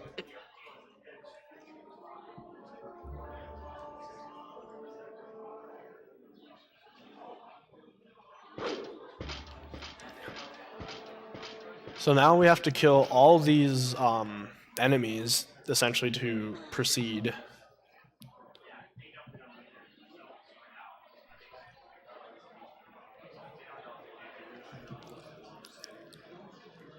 But thankfully we got this new sword, so killing enemies is what we do best now.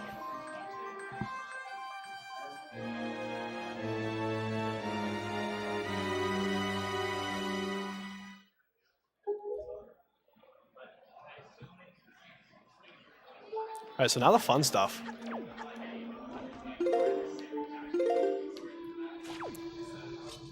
Before coming to the convention, I practiced the crap out of this segment, where I would start at the Master Sword, and then I would do the next couple of tricks.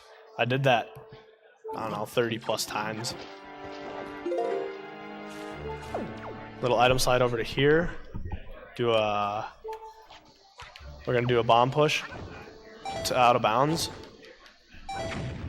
And essentially you just skip having to kill all those enemies. That's Hyrule Escape.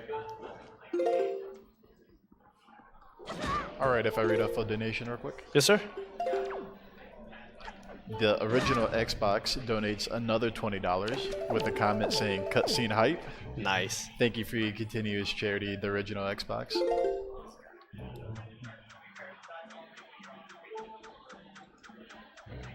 So that's barrier skip, apparently. There's a lot of hype about barrier skip being this awesome, cool trick that saves 2 hours, but the trick itself takes about 5 seconds to set up. So It's very... Oh, double magic drop. Holy crap. Never seen that before. RNG is coming back. Oops. A barrier skip was found with data input, like the input display, and less than 24 hours later it was RTA viable.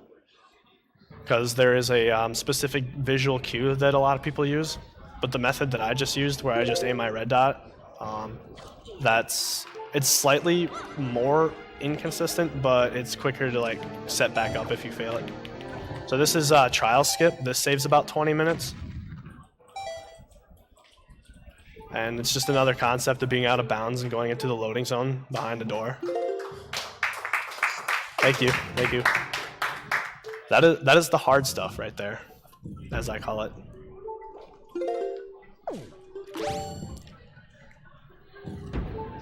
So if I were to skip the boomerang, this would be one instance of a terrible puzzle that you'd have to do with your bow, where you'd have to shoot all 4 of those targets, and you get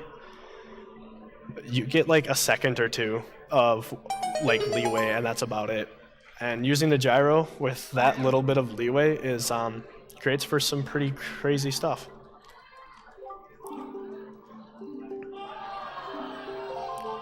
But usually you wouldn't have this towards the end of the game because you can't get through the barrier until after all the temples and all the Triforce quests.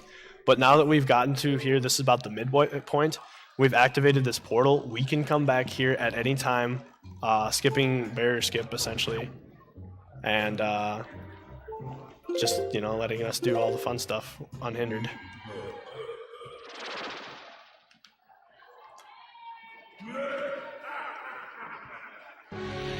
So this guy is gonna be shooting his blue balls at us. Which, oh, I have. You're supposed to get damaged up for this fight because you're gonna need low health for a part coming up, but I didn't realize I was already in very low health as it was, so it'll be fine.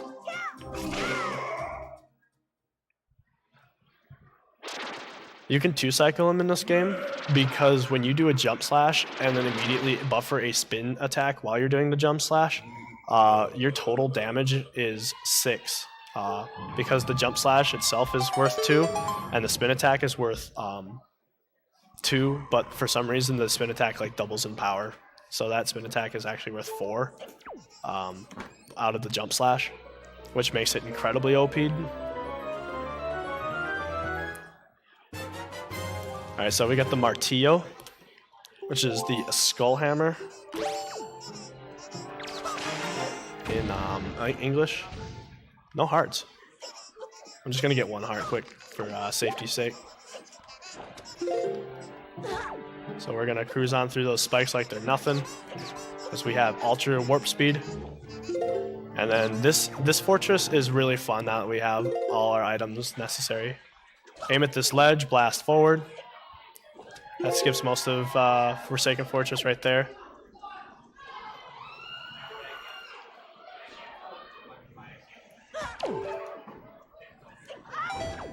So, Forsaken Fortress is much better now that we don't have a lot of stupid things to do. Oh. If you have a bad angle there, you'll just drop down to the bottom and not really get anywhere. So having a precise angle here is very necessary. These mini blends are quite annoying because they just cause for so much unpredictability and they can mess up your targeting. But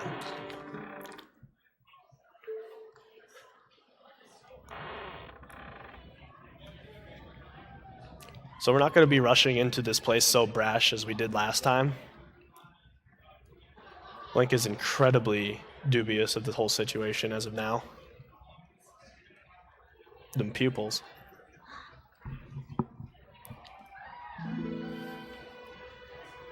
But your sister basically explains how worried she was for you, and time-wise, we did see her about an hour and 10 minutes ago, so we've been through a lot since then. Traveled many miles through the ocean. Skipped a barrier in the process.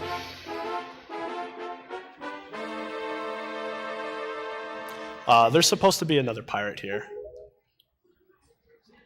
So there's kind of some interesting things that happen in this cutscene when you do manual super swim, because the game hasn't loaded that pirate's data, I guess, into the RAM, and so his model is just never there, but his text and dialogue and everything is. Now Tetra is concerned with our sword because she doesn't know how a person like us would get a sword like that, I guess. So now we have witchcraft here.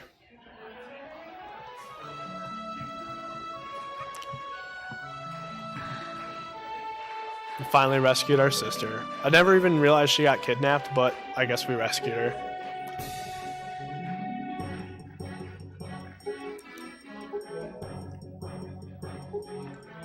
Gotta love the intense music here. Now she's talking to her ghost pirate friend. And our sister is also a witch. She has flying capabilities as well. Bye, Errol.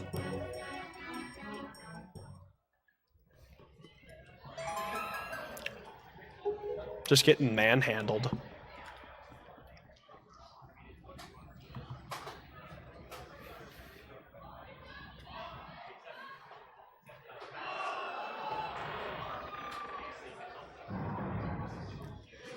So now we are getting locked in, and as you could probably guess it, this is going to be a boss fight. With the boss that we just fought in the Tower of the Gods, this is easily the most annoying boss next to that one, but there's a couple tricks to make this boss a little bit easier, thankfully. And one is just like, instead of rolling up this giant platform, you can just item slide up it now.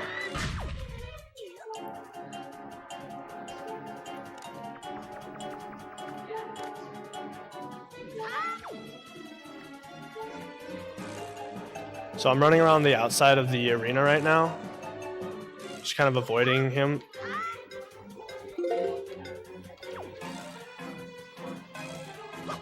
And that's the boss fight. So we've changed clothing too, because we did not see we didn't want to see Ganondorf in improper clothing. So now we look like the original Link, as the box art would prove.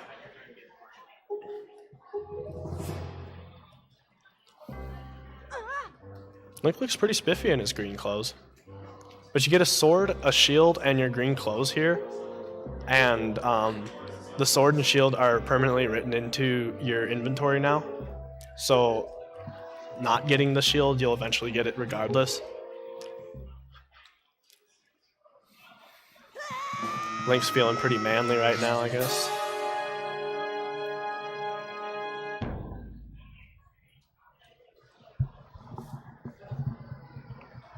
Didn't go over so well.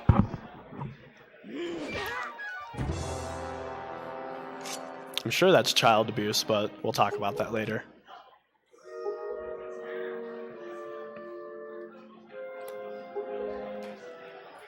So this is back-to-back 2-minute cutscenes on this one, and then I'll get about 15 seconds of gameplay, and then it will be another 3-minute cutscene. So this is what I'm talking about, like the mid-game gets pretty cutscene heavy. But then after we get out of the mid-game stuff, then it's right back into the fun stuff.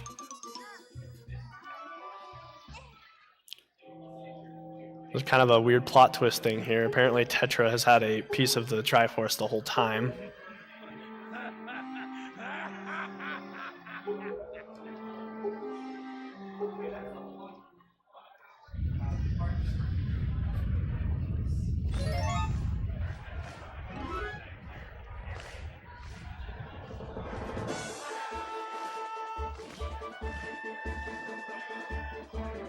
Ganondorf is so confused.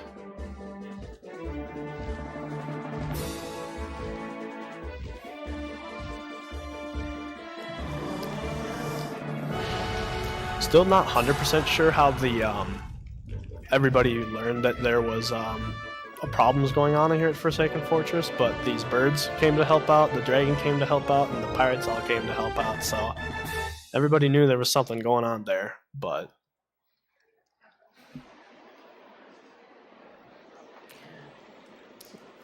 In the any percent version of this game, we skip doing any of the dungeons and just go straight to that cutscene that we just saw. And so this tower has not been raised in the ocean yet. And so when you see the dragon standing there, he's standing on an invisible tower.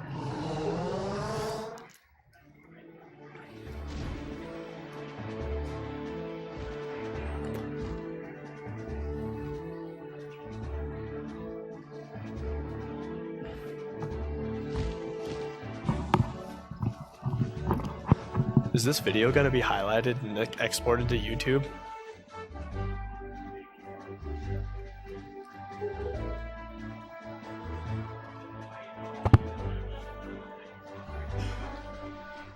I believe yes. Nice. So I'll be able to post this on my Twitch, hopefully.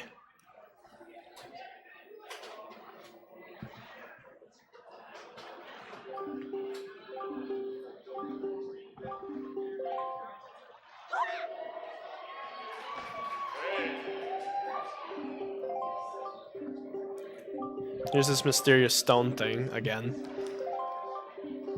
It's given to us in some cutscene, but the cutscene that we get it never played, but we somehow still have it, I guess. So here's my 10 seconds of gameplay until my next giant cutscene. Oh, what?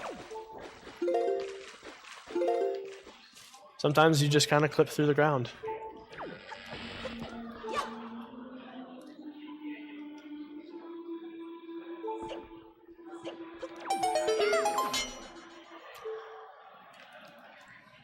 And more cutscenes. And thankfully, with this route change and everything, the cutscenes are a little less jam-packed because we're able to do some more sequence breaking here later, which helps us skip a lot of stuff later down the run.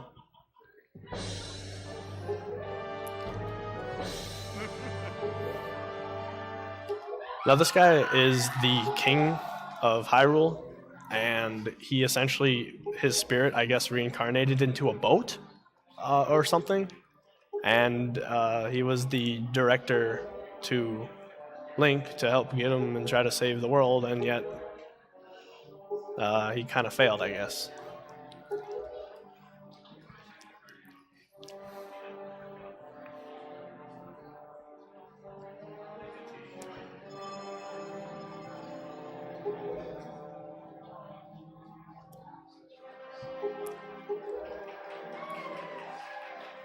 So obviously Tetra is hiding something, a big secret that we don't know about.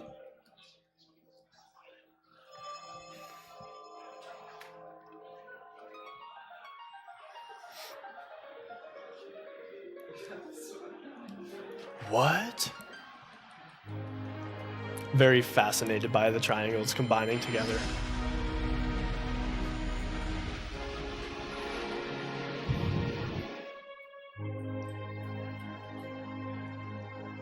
What? No way. Zelda's in this game? Dude, Tetra was Zelda the whole time? What? Dude, no. Plot twist.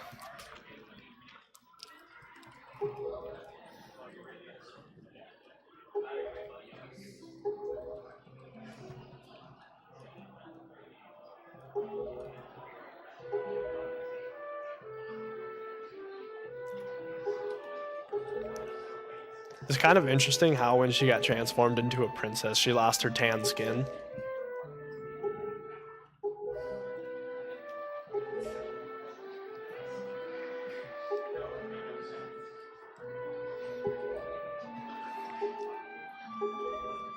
But apparently she's unfit to fight in her current dressed state, so we need to leave her here, I guess. This king likes to show off his teleporting powers by teleporting to the bottom of the stairs, then to the side of the stairs, then to the top of the stairs. Thanks, King.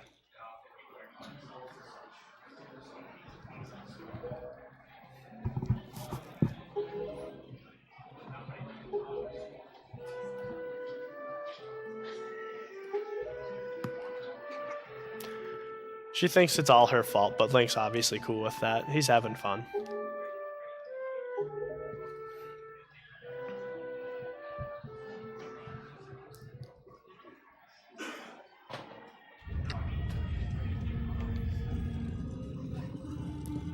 So now we're getting ready for Barrier Skip Part 2. Barrier Skip is in this route configuration twice because it is quicker to get through the barrier into Ganon's tower than it is to go through the overworld way. You see me pause there because I'm turning off the gyroscope, because if I had the gyroscope on it, this would be a complete nightmare.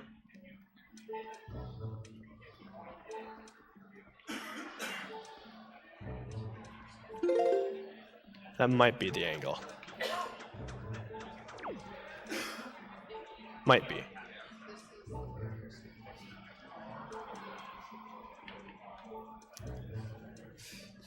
Link does not look very impressed.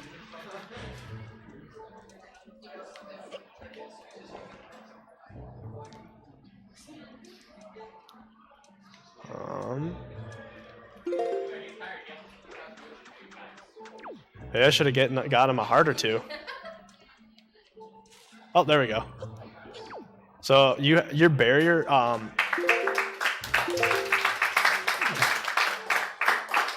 the reason for that kind of being precise is because you need to have above 50 speed, but like less than 6,000. So like if you item slide up quite a while, that's not going to get me anywhere. If you charge up for too long or too little, then you're going to be waiting there for a long time.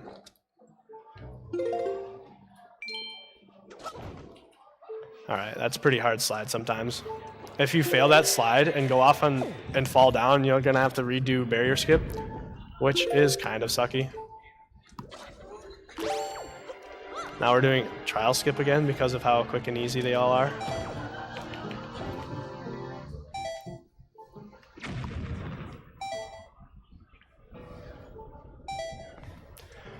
Alright, so we're back here because we didn't get everything we needed to here the first time, because if I would have tried to get everything here, the game would have crashed, because me going up to see my sister getting saved and talking to Ganondorf sets the game into late game mode.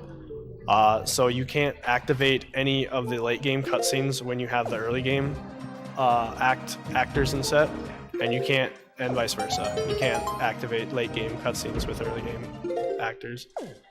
Crap, which way did I go?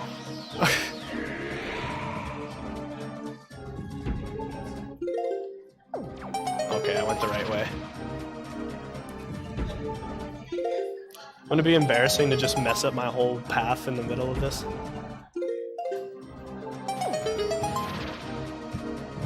That's just down, left, up, left, right, up. That's a set path all the time. If you don't know the way through it, you kill the Phantom Ganon, and his sword handle will fall towards the door you need to go to, like that. And it will do that with all the rooms you go to. I just found it out by trial and error my first time. I didn't care. It's alright if I read off a donation. Absolutely. So Metro72 donated $1, and he says, fun fact, you can donate $1 5 times to make $5. Let's give staff more comments. Thank you for that donation.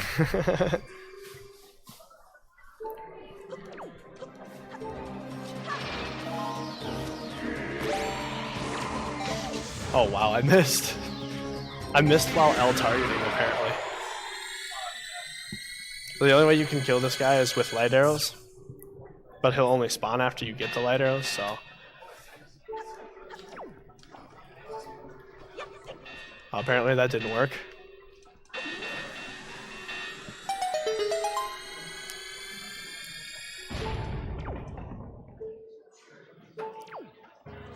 So if I wanted to, I could just go up this staircase and essentially complete the game, but we are in the all dungeons category, so wow. We're in the all dungeons category, so we need to, as it says, do all the dungeons. Oh crap.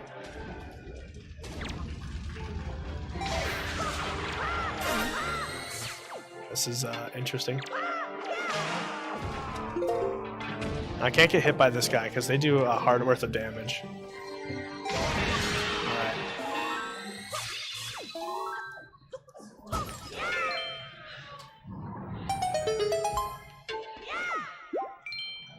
Alright. So my sword and shield get upgraded now because of this cutscene. So I have the fully powered Master Sword and the Mirror Shield, which are obviously items you get much later in the game. But since the game doesn't believe that you can make it this far with basic items, it just apparently gives you the fully powered Master Sword. And Zelda has been kidnapped already. She literally just became Zelda and got kidnapped immediately, so. All we did was leave, barrier skip, and then came here, and she's already kidnapped, so. Ganondorf is an incredibly efficient villain. I love the text here. English it translates to, I can see this girl's dreams. It's just oceans, oceans, oceans as far as they can see. And it's kind of, he's basically saying that the gods didn't really save the humans by flooding the earth to like get rid of the evil. They essentially just screwed them over, I guess, because apparently they're unfishable oceans and they're too big for people to swim to unless you're manual super swimming. So it's just kind of like lets like you in on the reference that like from 100 years past, from Ocarina of Time till now, just how barren and destroyed the land got. So here's the most derpy boss ever.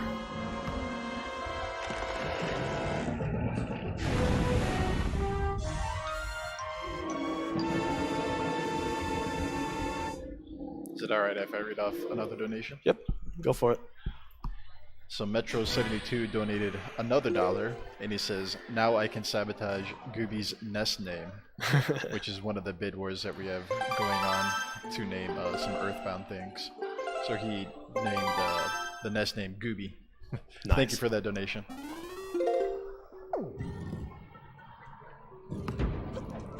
Now here we're going to go talk to our boat who says the Master Sword has lost its power because the sages are gone. The Wind Temple and the Earth Temple. But since Ganondorf has put a magical barrier that blocks us from doing anything down in the ocean, we need to go up and access the temples from the surface. I don't know what exactly he's referring to, a magical barrier, but he might be talking about the barrier that I skipped twice. It's not very magical.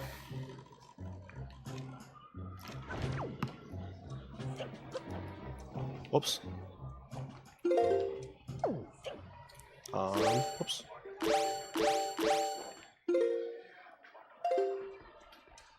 That was a weird item slide.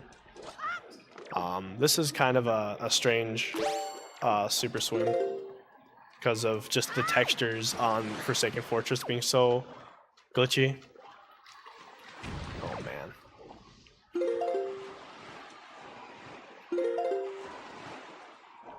Alright.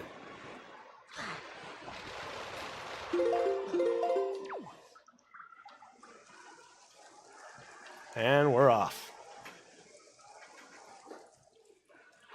So this is perfect. I had enough speed to get inside the island before it was voided, and by touching the lava, you void out like this and go into your boat. The alternative to that, if you miss, is just saving and quitting and starting, and you'll be at this island. So that was a cool little 15-second time save there. It's just hard to get off of Forsaken Fortress with enough speed, because if you item slide too long into that wall, you'll just clip through the other side of the fortress and have to swim all the way around, which wastes over 40 seconds. It's pretty bad. So like getting your swims first time feel really good, but then when you like miss one or two, it cuts like 30 seconds off per swim easily. Little movement things through here. Getting in at 34 with a 34 on the timer is as good as it gets. Do an item slide through this patch of wall, because apparently it works. Light arrows are so OP'd in mid-game now. Because anything you shoot with a light arrow is an instant one-hit KO. Except for bosses, which I guess they don't work on.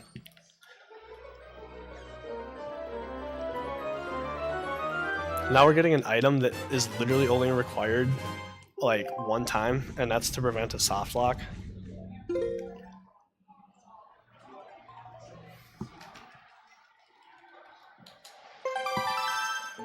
Coming up here, this is going to be called an island hop, which is the only island hop that this route has.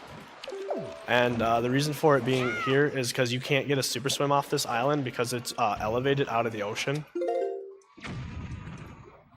So you do an item slide into that wall for a little bit, and you switch your speed to positive, so you go to the right, because if you are item sliding into something and press L, you launch to the left. So you have to change your speed to positive.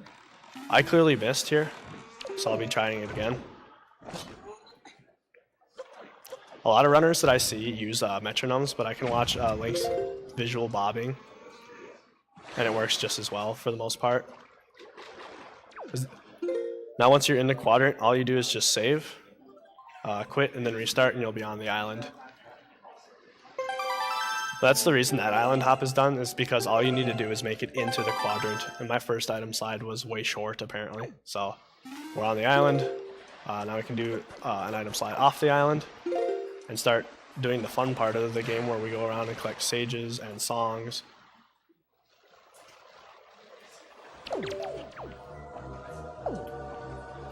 We don't have iron boots here, which allows us to deflect the wind, so we do an item slide into the statue and then just hammer it.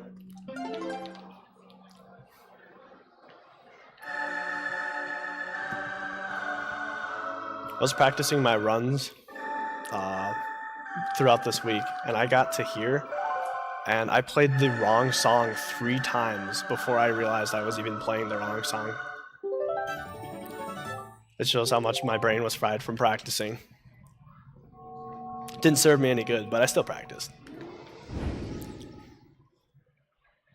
So this kind boy person, ghost,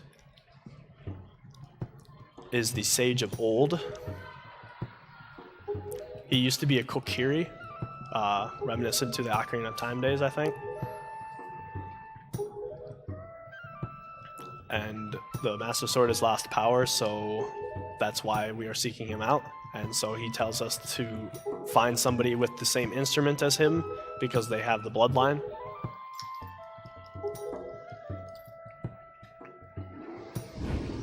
Which I can't quite think of anybody who has a fiddle, but we'll probably find him along the way.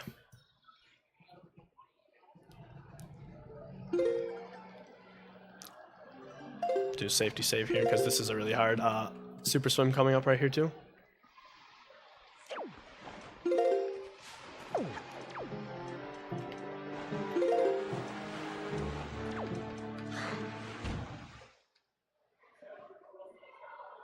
This is the furthest super swim, because you go from the very top of the map to the bottom of the map.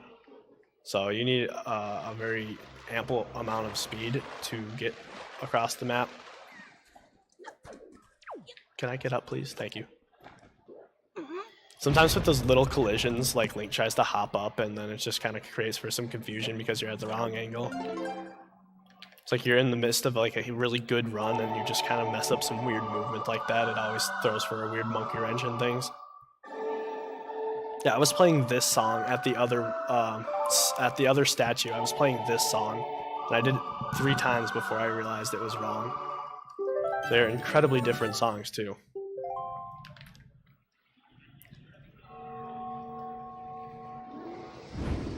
Here's the other Sage of Old.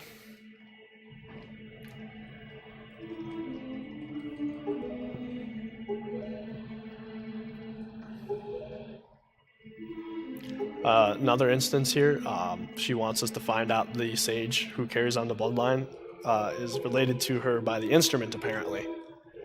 You can tell this is a Zora, and it's strange for a game filled with nothing but water that Zoras don't exist.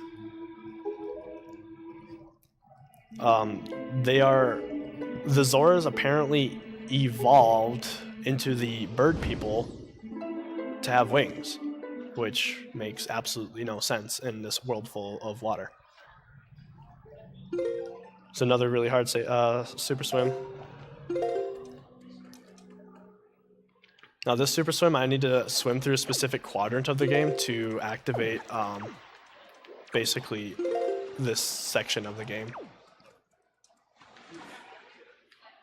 Which I need to go through the Tower of Gods, which is conveniently along the way to this direction.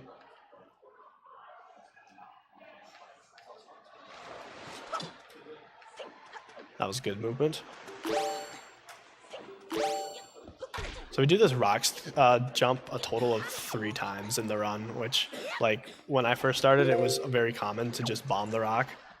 But as time went on, where we didn't have like a sword or anything like that, it just became the norm to just skip it.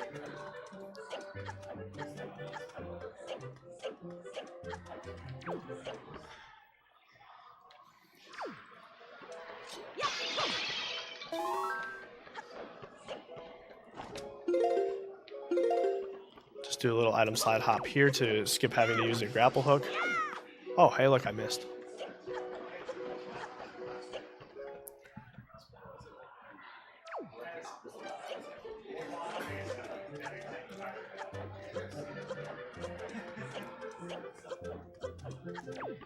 All right. Take 2.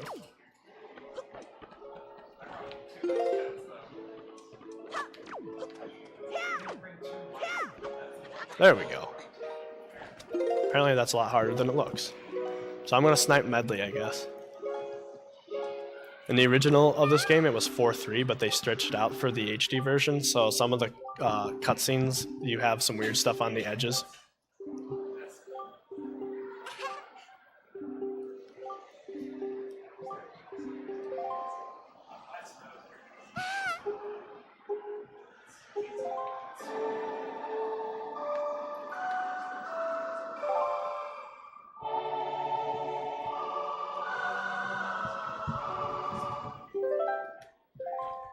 Oh, I put away my Wind Waker.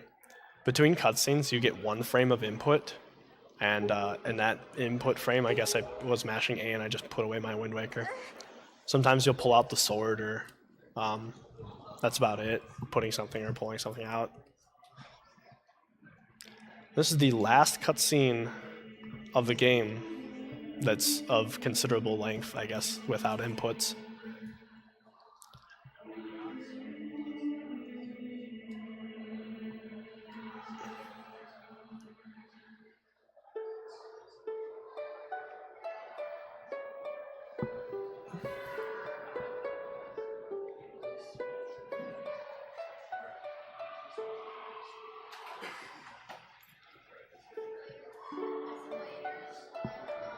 She's only heard the song once, and yet she immediately picked it up. She must be the sage. No other conclusions we can come to there.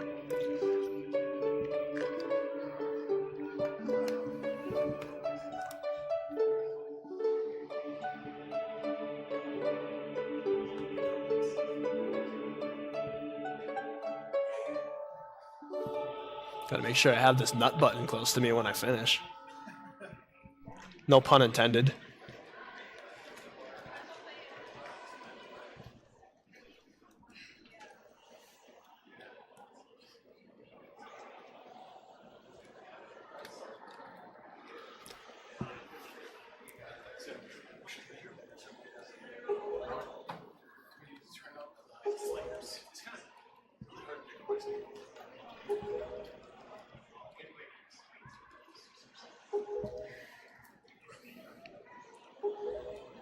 There's some music in this cutscene that I'm a big fan of, but you only get to hear like 10 seconds of it, but it's the only...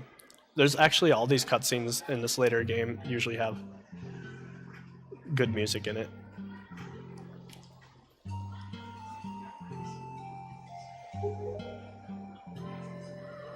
It's kind of like a sad down-tempo version of the original Dragon Roost medley.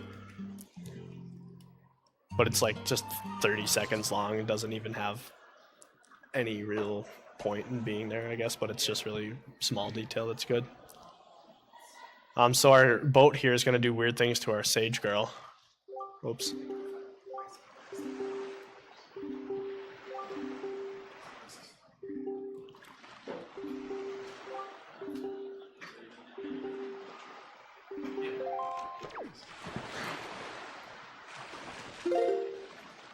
Whoa, what happened? Sometimes weird stuff happens with item sliding, but...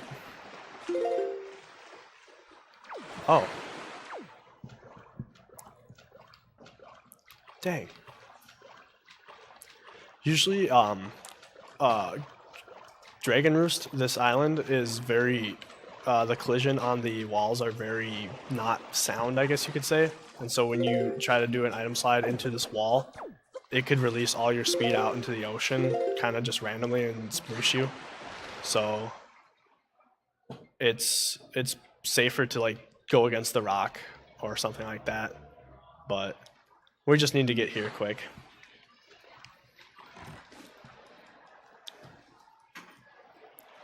Now here comes the dungeon. The dungeon of run killers.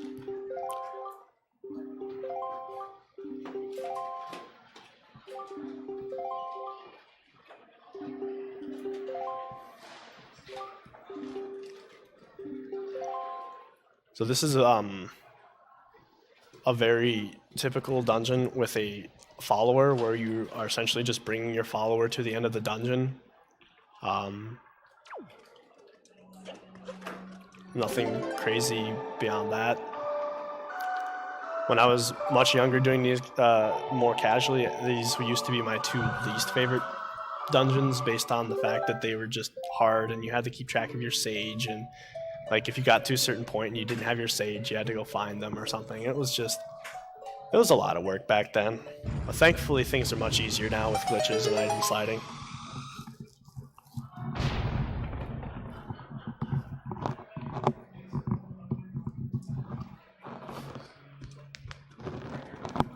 The only reason this dungeon can be kind of a tricky dungeon sometimes is because there are 2 frame perfect roll clips, and if you don't have enough magic or if you just mess up the roll clips, it can cause for quite a bit of time lost. But as of right now, everything's looking good.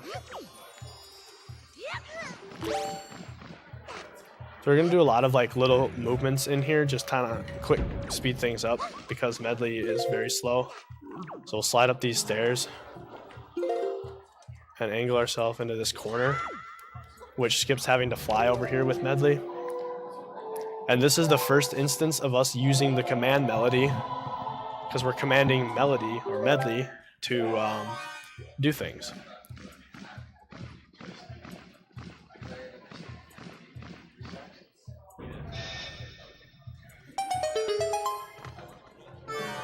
So I put Medley there, jump, and then I do some side hops. Good first room. Now this is a very straightforward room, just kill all the enemies.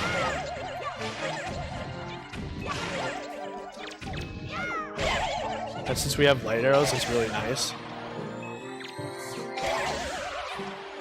Because you can, you normally have to turn those guys to stone and then hammer them or some other way of killing them. But since we have light arrows, that is much quicker to do because they will one-hit kill everything. So this dungeon has a lot of parts to it, but since we already have the mirror shield, which is the item you obtain in this dungeon, you would come back to this room after getting your mirror shield and then shine it with Medley and yourself. So this skips about the first 7 minutes of the dungeon, which is just going and collecting small keys and then doing other puzzles, block puzzles usually.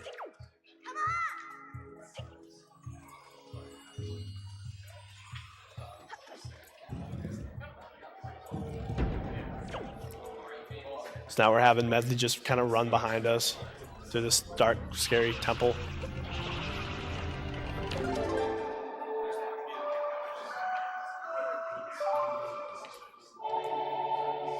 The only reason you need to bring the sages through the temple is because there are these stones blocking the path, and there is no way to skip them in the HD version. In SD, you would just get storage and just essentially walk through every wall in this dungeon as if it didn't even exist. But the collision in this game is very much still intact, so we can't do any such thing.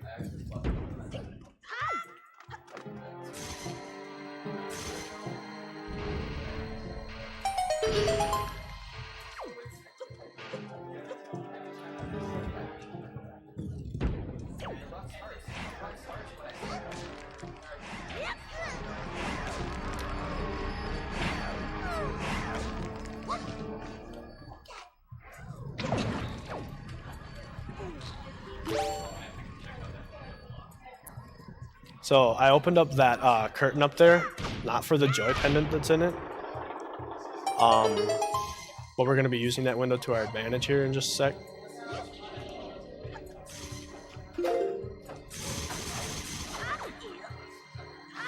So this is an example of that first frame roll clip out the window clip, I guess I call it. Not a lot of runners use it because you can do a bomb to push yourself out of bounds in that room, or you can use the roll clip that I just did there. Nice. Oh, dang. So I got good magic RNG right now.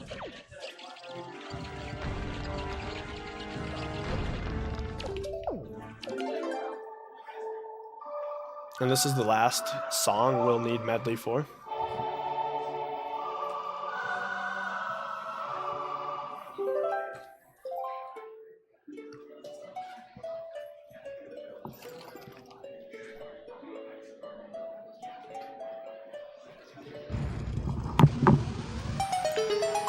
Next trick coming up is pretty intense, but it will be just...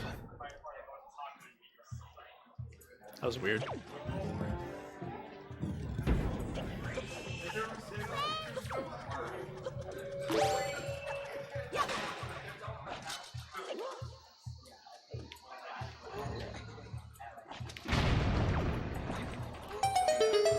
Oh, dang it.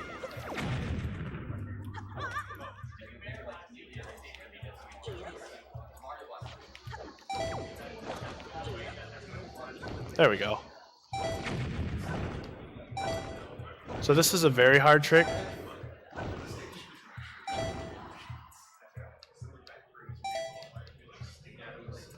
Oof. Alright, so we got that trick. Now the hard stuff is basically out of the way. That is called Earth Temple Boss Key Skip, and that is one of the most infamous tricks of the notorious for this run dying. There's a lot of runs that make it to Earth Temple, and then just something about the roll clips just really screw a person up, and then inevitably makes it much harder to finish the run. But since we're here first try, I will take it.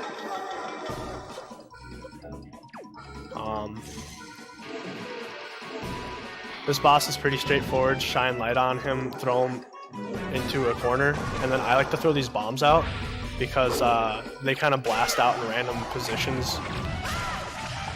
And so the bombs took care of about 2 or 3 of them just now. There's 15 total pose, and you can only get 5 per cycle. So if you get, well, you can get more than 5, but it has to be like the same frame that the other one dies. And I really like the sound effect of him hitting the spike wall and it sounding like a bowling pin.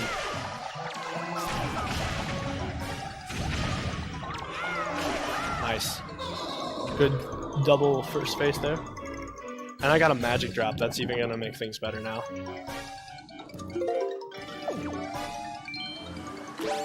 Maybe. So you can shoot this boss with the light arrow. That's the only boss really anything cool happens with.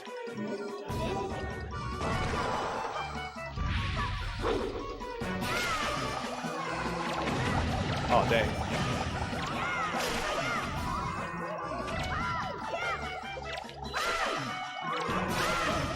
So this is a very good fight.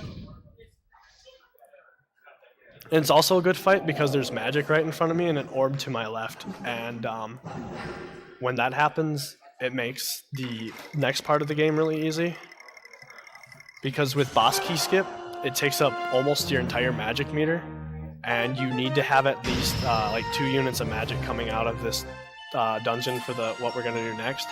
So having all this magic kind of just hanging out is really, really convenient.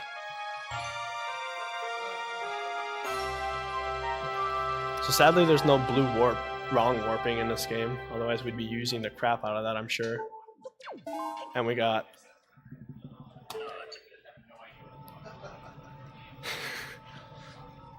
magic, and we got the blue warp. More no input cutscenes.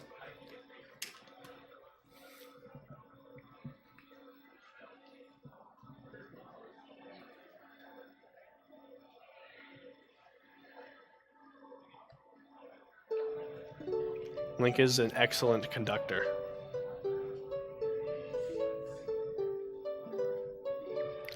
So playing this cutscene, you'll see my Master Sword doesn't have its the hilt. It's not spread out, and the gem in the middle is not lit up anymore. And those are the 2 indicators that it has been fully powered up. So by playing this cutscene, you're kind of unpowering up your Master Sword, if that makes any sense, because the game is like reverting it back to a different position. And if I were to save and quit at any time between now and a little bit from now, it would completely make this file dead, which we are not going to do. So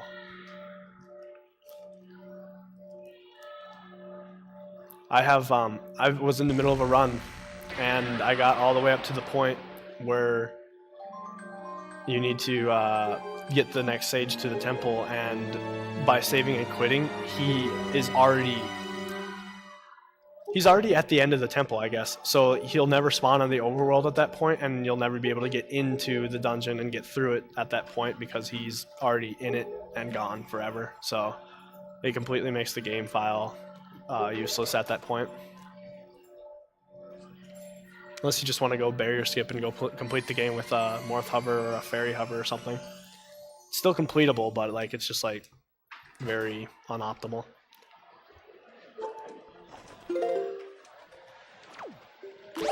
Alright.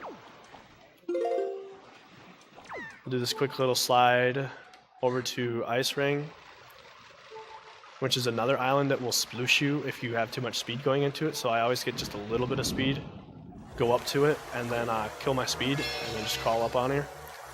And that sets me to here.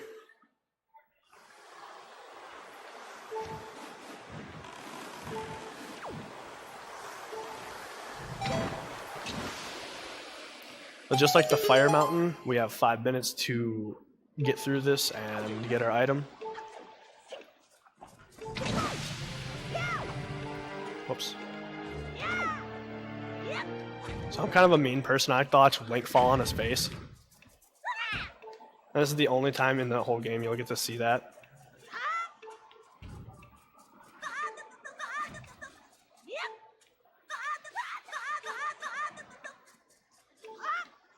Oh, dang. So this ice physics really sucked because even if you have like full speed off of a jump or something like that, it won't help. I don't know, it just like really messes with your momentum having the ice physics.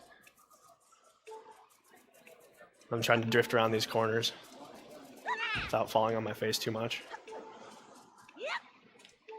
I just realized I have enough magic to pull out my Deku Leaf and fly across. If I would have done that, I would have been just fine. Because I usually don't have magic at this point in the game.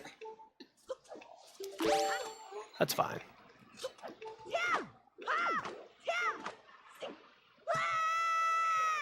There's 2 ways we can get through this part. 1, we can just roll into that little gust of wind there and get around it. Or 2, we can item slide across the room. Which I just about messed up completely. There we go.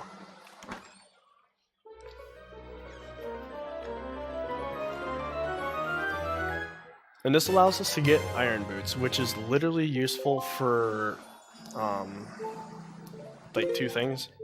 The power bracelets and the Iron Boots are almost completely useless, but there's like 1 or 2 things that's necessary just so you can continue on. So I just saved and quit, and I just killed my game file. That really sucks.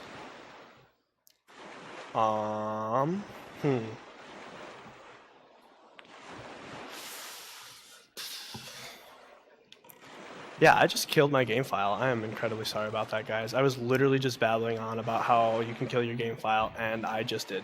So...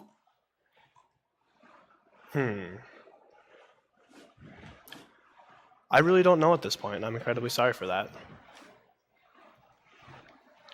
Because we'll get to the point where the sage is, and he's not going to be there anymore.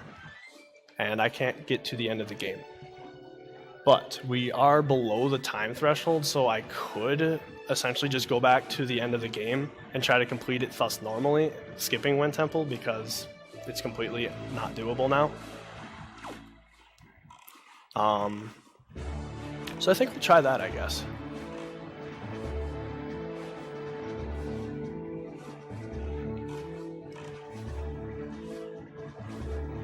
So, many apologies about this.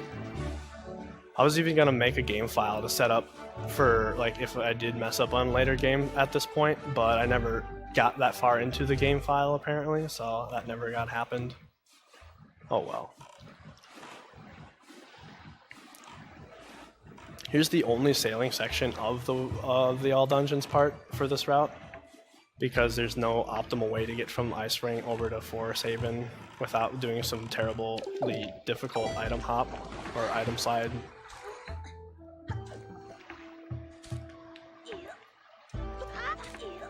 So if I go over here on a typical gameplay, you'll see music notes coming out of this. Waterfall right here. And that indicates the Makar is there and playing his fiddle, and he is, yes, spoilers, the next sage that we are supposed to bring in. However, due to misfortunes and things, I messed it up, so we can do something else.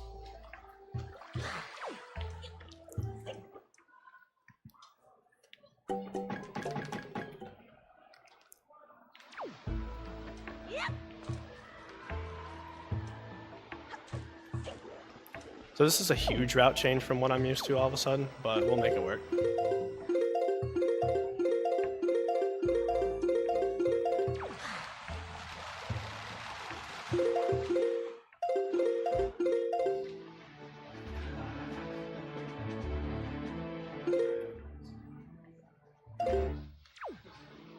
Oh, that's a lot of speed.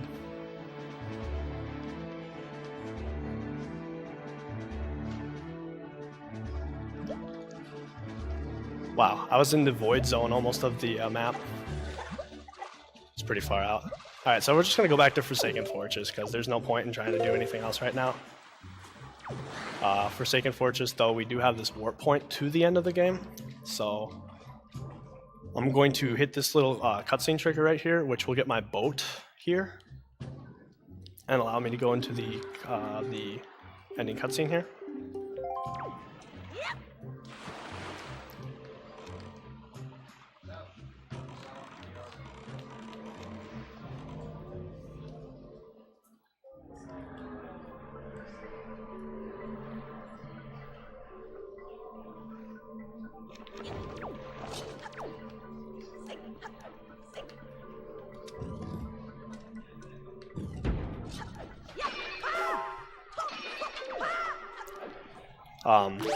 For reference anyway, Earth or Wind Temple is almost exactly the same as like Earth Dungeon, where you're directing the sage through and you're playing songs on stones and skipping as much as possible.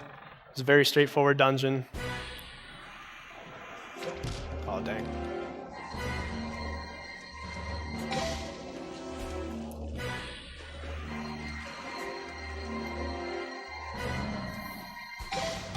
Alright, so that's 1.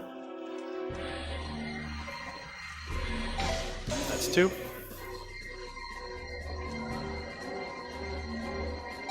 And that's 3. Typically you'd use the boomerang to cut Puppet Gan in the strings, and then you'd have a clear shot at his tail because it won't be like hanging up. But with his. I think that like if you can understand the timing, it's pretty easy to get those shots. And then also he'll do he'll put his tail in a specific place when he goes to attack you, so that's almost a free shot right there. And he'll do that about 3 times before he goes into his like other attack phase, so it's very lenient on that. Here we can do potentially a second shot right there while he's spinning around, but you have to make sure that you have enough magic and that you actually get an arrow knocked in time. So we'll try it again. Oh, looks like it was like a frame or two late.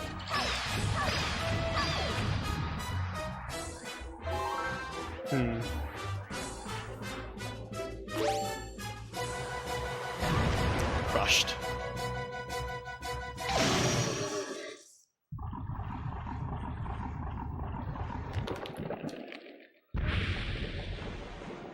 It's interesting too that as these phases go on, they get easier, which is quite different, I guess, than you'd think.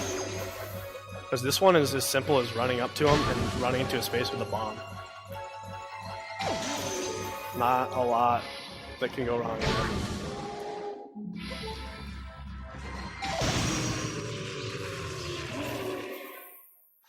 So that's Puppet Ganon a little bit early.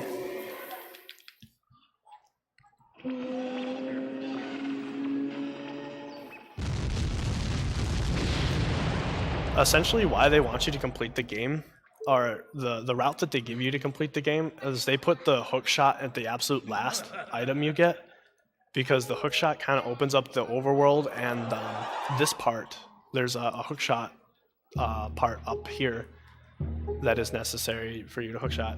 And since now we don't have a hook shot, we have 2 options. We can either do Fairy Hover, which I'm not going to do, or we can do Morph Hover, which is slightly successful. But to do Morph Hover, I need to kill myself, or damage myself down to 1/4 of a heart, and then I will damage myself the rest of the way when I get everything in place.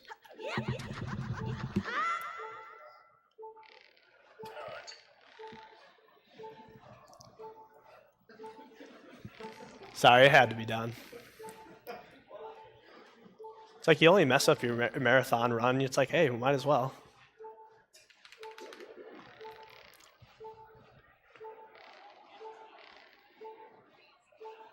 Just the sound of the heartbeat meter and me climbing a rope.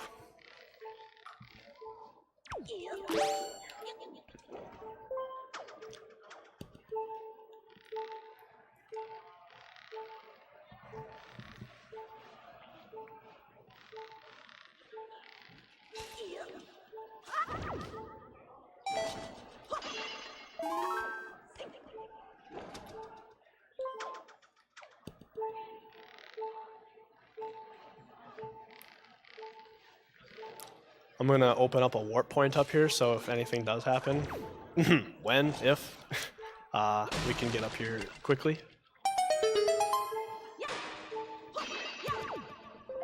Alright, so this trick is called Morph Hover, and you go up to these Moors at a specific distance away from them. And you kill them at the same time they latch onto you, which gives them the ability to use a heart.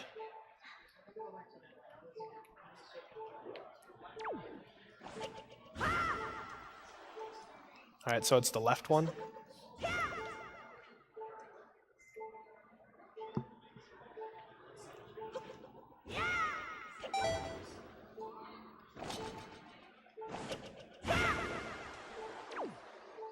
In a typical all dungeons route, this would not be necessary at all, but in the any %, this is how that they skip everything, get to this point, and then complete the game. But sadly, the trick requires zombie hovering, and zombie hovering is a trick that requires about, get up there, sir. It's 13 to 15 mashes per second, which is pretty hard. So now we're getting our Morph into position, which that actually looks like it's perfectly in position. Yeah, that's perfect. Wow.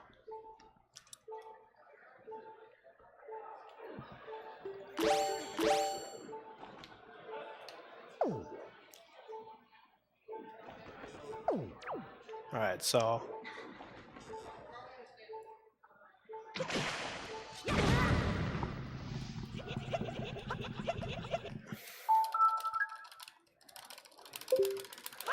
Oh man.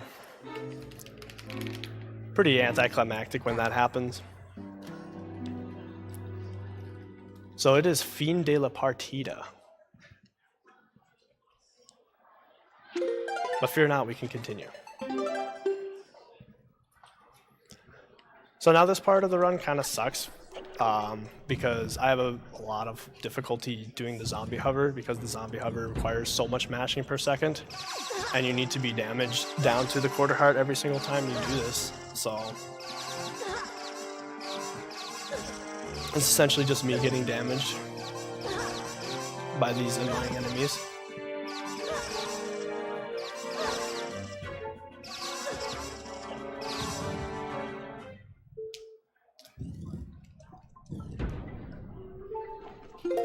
And then we'll just have to try it again. It's thankfully much easier to get up to now that we don't have enemies or we have the warp pot activated.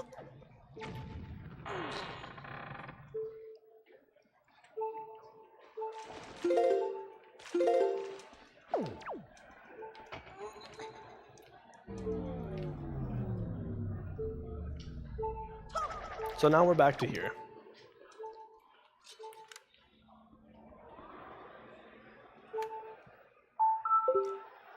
The reason for the home buffer is because you want to like ensure that the inputs are actually happening at the exact same time. That morph can go off of... Oh wow. This morph can like roll off of you at a bunch of different ways, and all 3 times it's been nice to me, so I will not complain at all about that.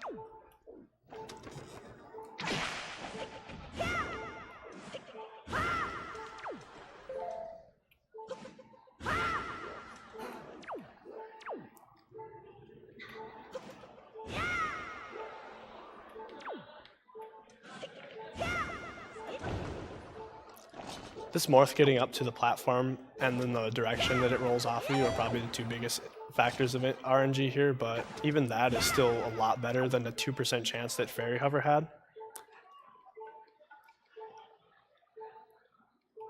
Aw, dang.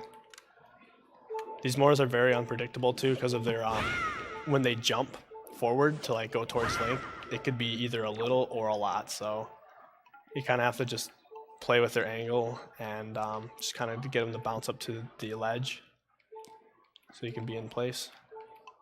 Not like that. It was like the first couple of times he wasn't going at all, and then the next time he went way too much.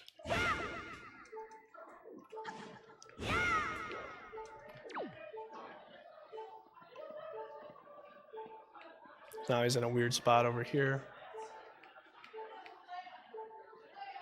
If you walk sideways, he won't like jump towards you, so that's like an option to do a lot to get him to. Whoa. Looks good.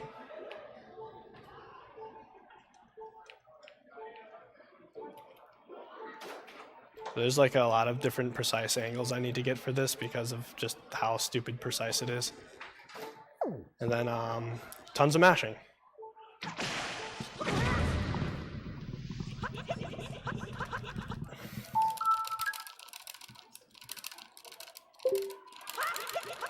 Dang it. Apparently my mashing is just not up to par. Do you have a lighter? Does anybody have a lighter that I could borrow? A lighter. Flick, flick. Plasma. No? Okay. When I do my zombie hover, I will go across the B button really fast to gain height, but my finger is like sticky because of all the moisture and humidity. It just needs to be something that's hard and small and handheld. Dude, I just ordered? Might work. I'll try it. I'll see what I can do.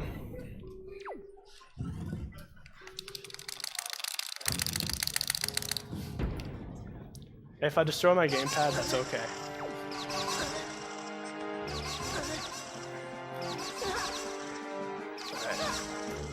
Here's a beer cap or a bottle cap. This might be better, thank you. It has rounded edges. We'll get this.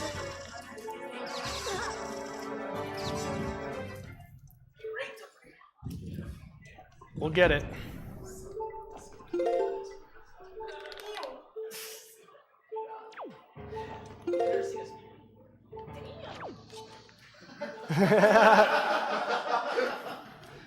That's like when my mom would call me upstairs. I swear to God. Did you check out the freezer?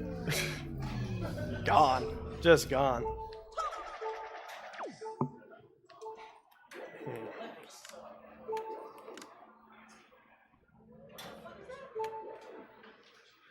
Whoops. Oh.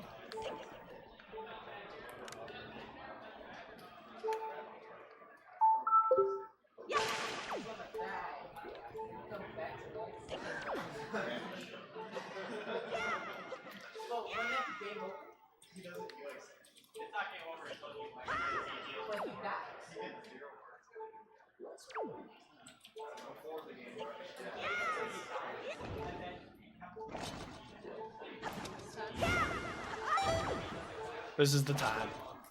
This is it. That's like when he's like smoke too much weed, bro. It's like, this dude died, but he's still alive at the same time. It's like, he's stuck in limbo, bro. He's stuck in limbo? Or basically, he's stuck in limbo before he counts as dead, he comes back from it.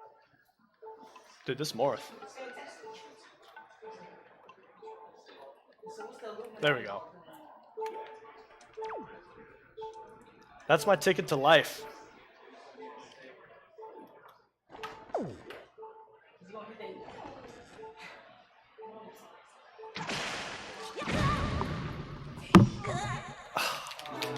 Dang it. You got a 4-frame window to lift off, and if you don't lift off, then you just die.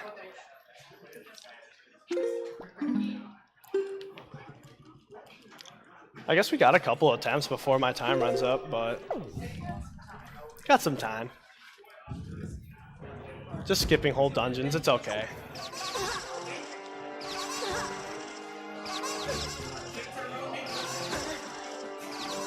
I'm pretty sure this will work though. I got a feeling.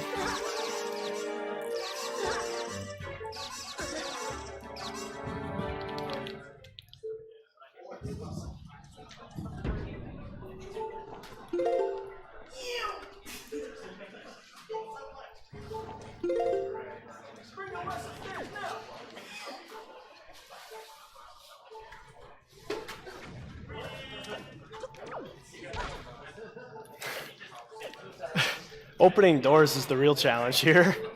Holy moly.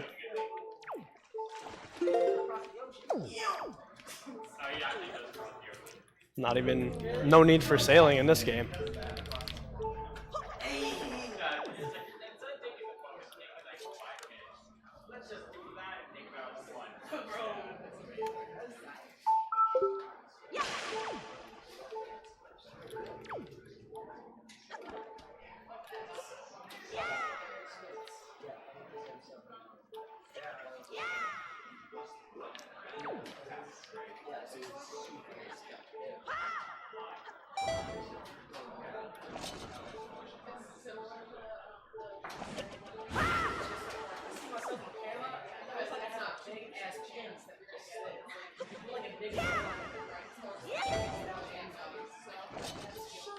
Can you not be on the edge?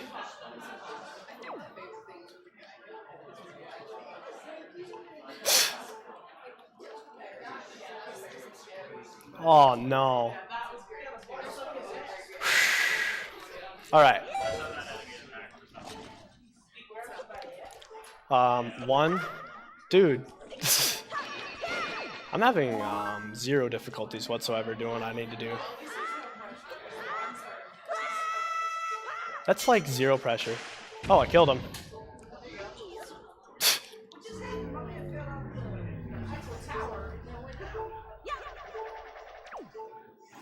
Let's say it's like I could put down some fairies and try it, but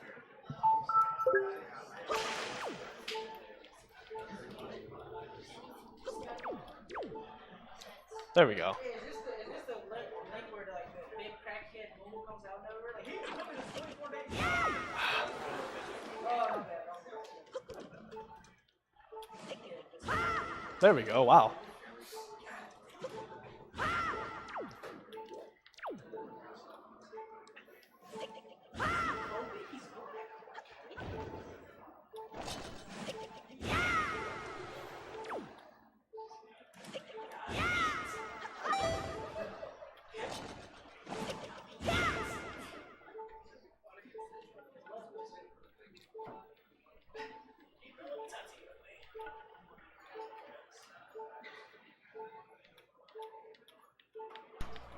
There we go. So I can get the setup pretty easily. It's just getting the mashing is just really hard.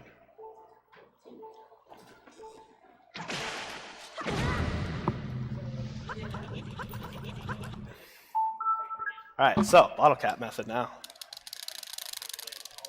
This seems effective.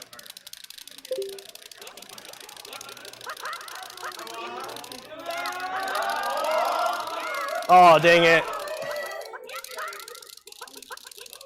Oh, man. Dang. Reminds me of my ex-girlfriend. Ah. All right, so I have a minor quick backup idea that should be a thing.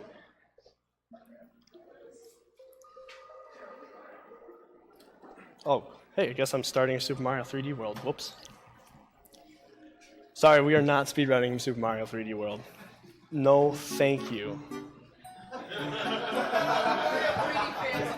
Plot twist, you actually start this game to write in the code to finish the previous game. Wind Waker really fast. First you gotta open Super Mario 3D World, Yep. then cut back to the game again and already beat Yeah, Mario that is again. essentially it. Yes, agreed. All right, let's load up this file. It should be at the end.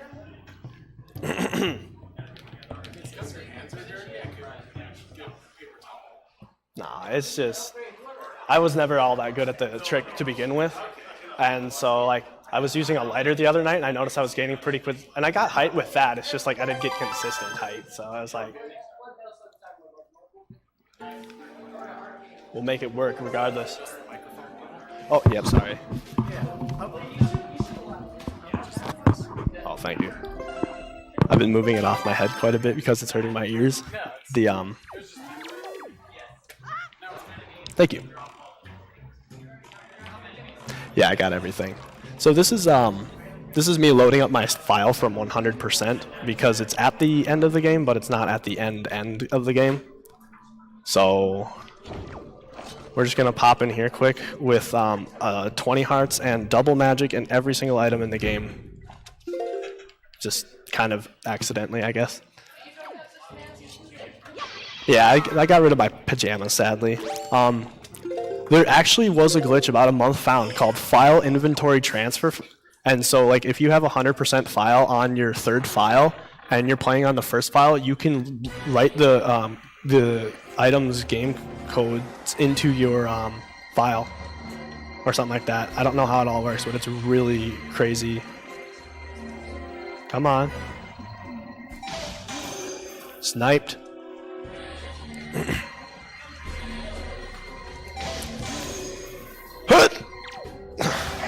I tried. There we go. Alright, so I'll just kill this guy quick, and then we'll go up to the top and complete the game as normal. No fancy hovers, no nothing.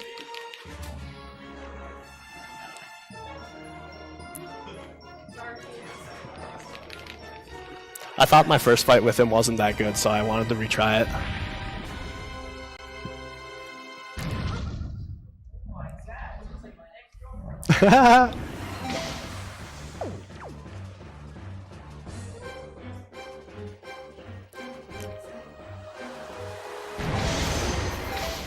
Dang. That was another too early.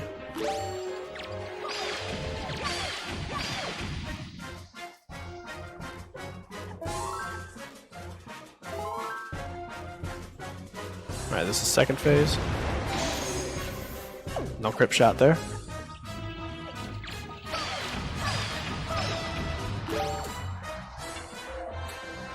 So you have 99 arrows, or a maximum of 99 arrows, 99 bombs, and then double magic and everything. So if I die to the final boss, I'm probably gonna quit speedrunning forever. Cause yeah. Yeah.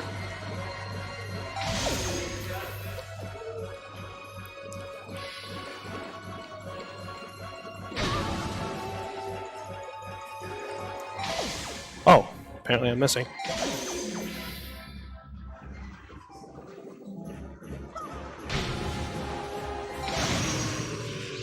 Part 2. On speedruns.com, my PB for any percent is a 1 hour and 22 minutes, and I died to the third phase on this fight and still managed to get a PB. So I thought that was pretty dumb.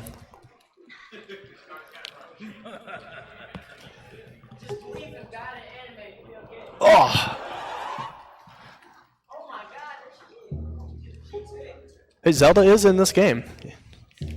I don't know. I don't know where they got the idea from. Wait, he's not Zelda. No, the boy isn't Zelda.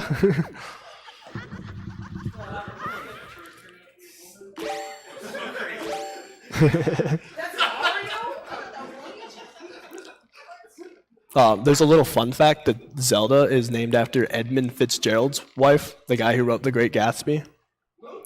The Great Gatsby book writer, his wife, his name's Zelda. So that's where Nintendo got the idea for this from.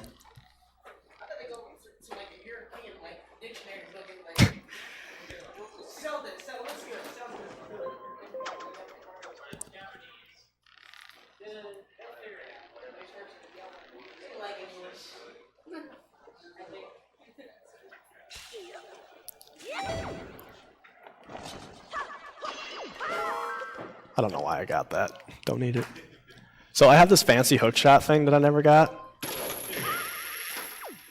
And using hookshot allows you to do a trick called Morph Hover Skip. And we did it!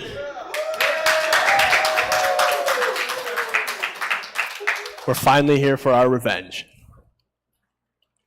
Don't know how I got here, but we're here.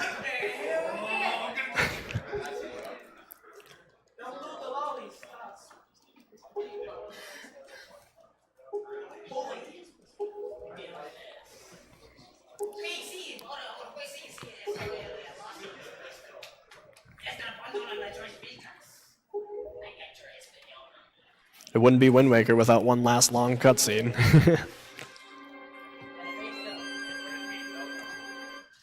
And a Triforce that I never obtained.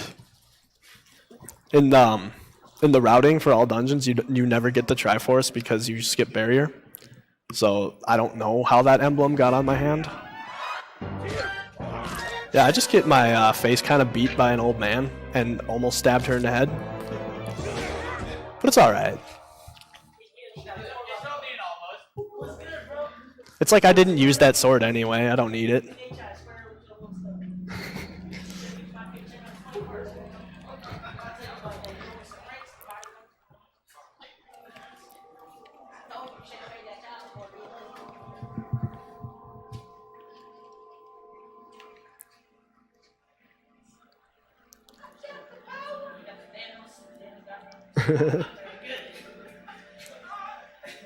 I've got the power.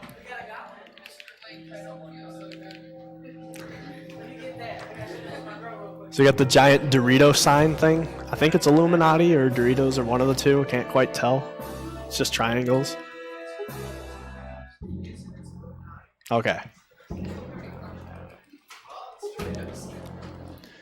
Maybe it's a Dorito in the shape of Illuminati. Maybe it's Maybelline.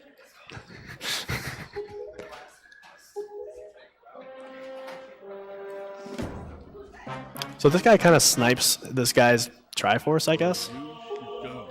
Even,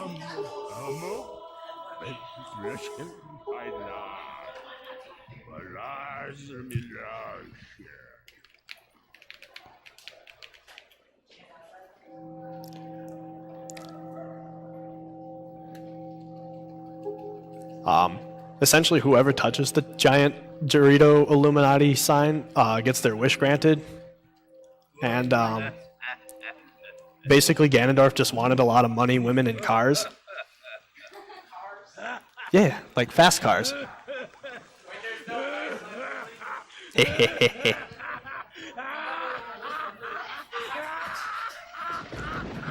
The voice actor for Ganondorf must have had a blast.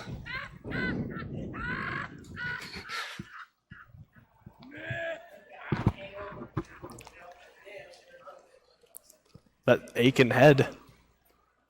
That's what happens when you get beat by an old man. Reminds me of my granddaddy.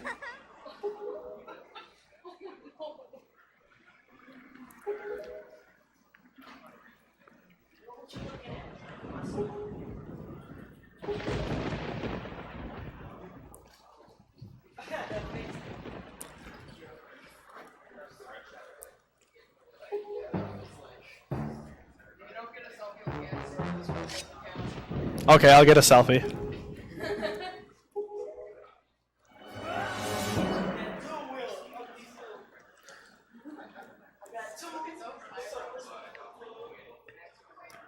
Alright, so this is first phase, you can one cycle them.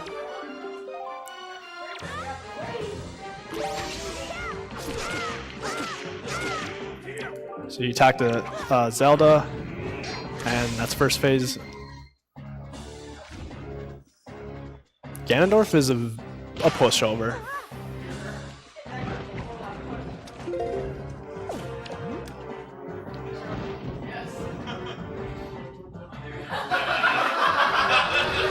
Oh, dang it.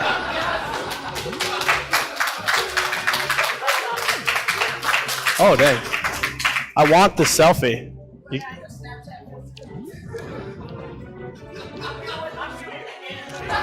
Oh, come on. Just let it go. We got this. He's too close to me.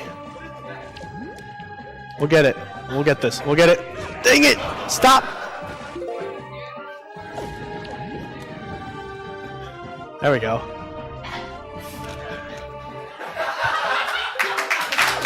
There we go. Now I can complete them as follows. He does these jump slashes, and then I just return the favor. Every time you talk to Zelda, she'll shoot a light arrow, so that's kind of the thing to this fight, is getting her to shoot light arrows quicker, because she takes forever with everything. And you bounce it off your mirror shield, which mirrors it, I guess. And that's time.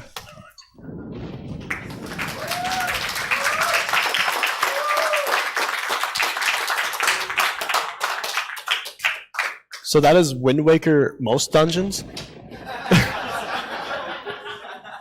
And a glitch exhibition apparently too.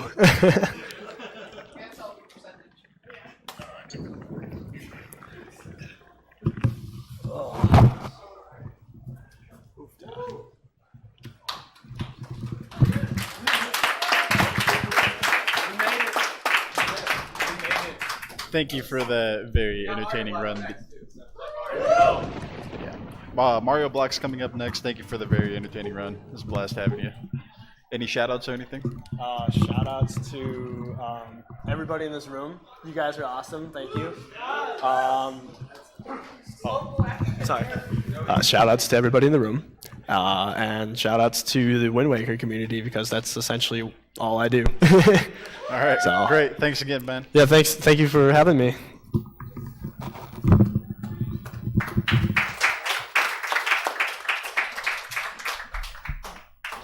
So we need to go to, is it 4x3?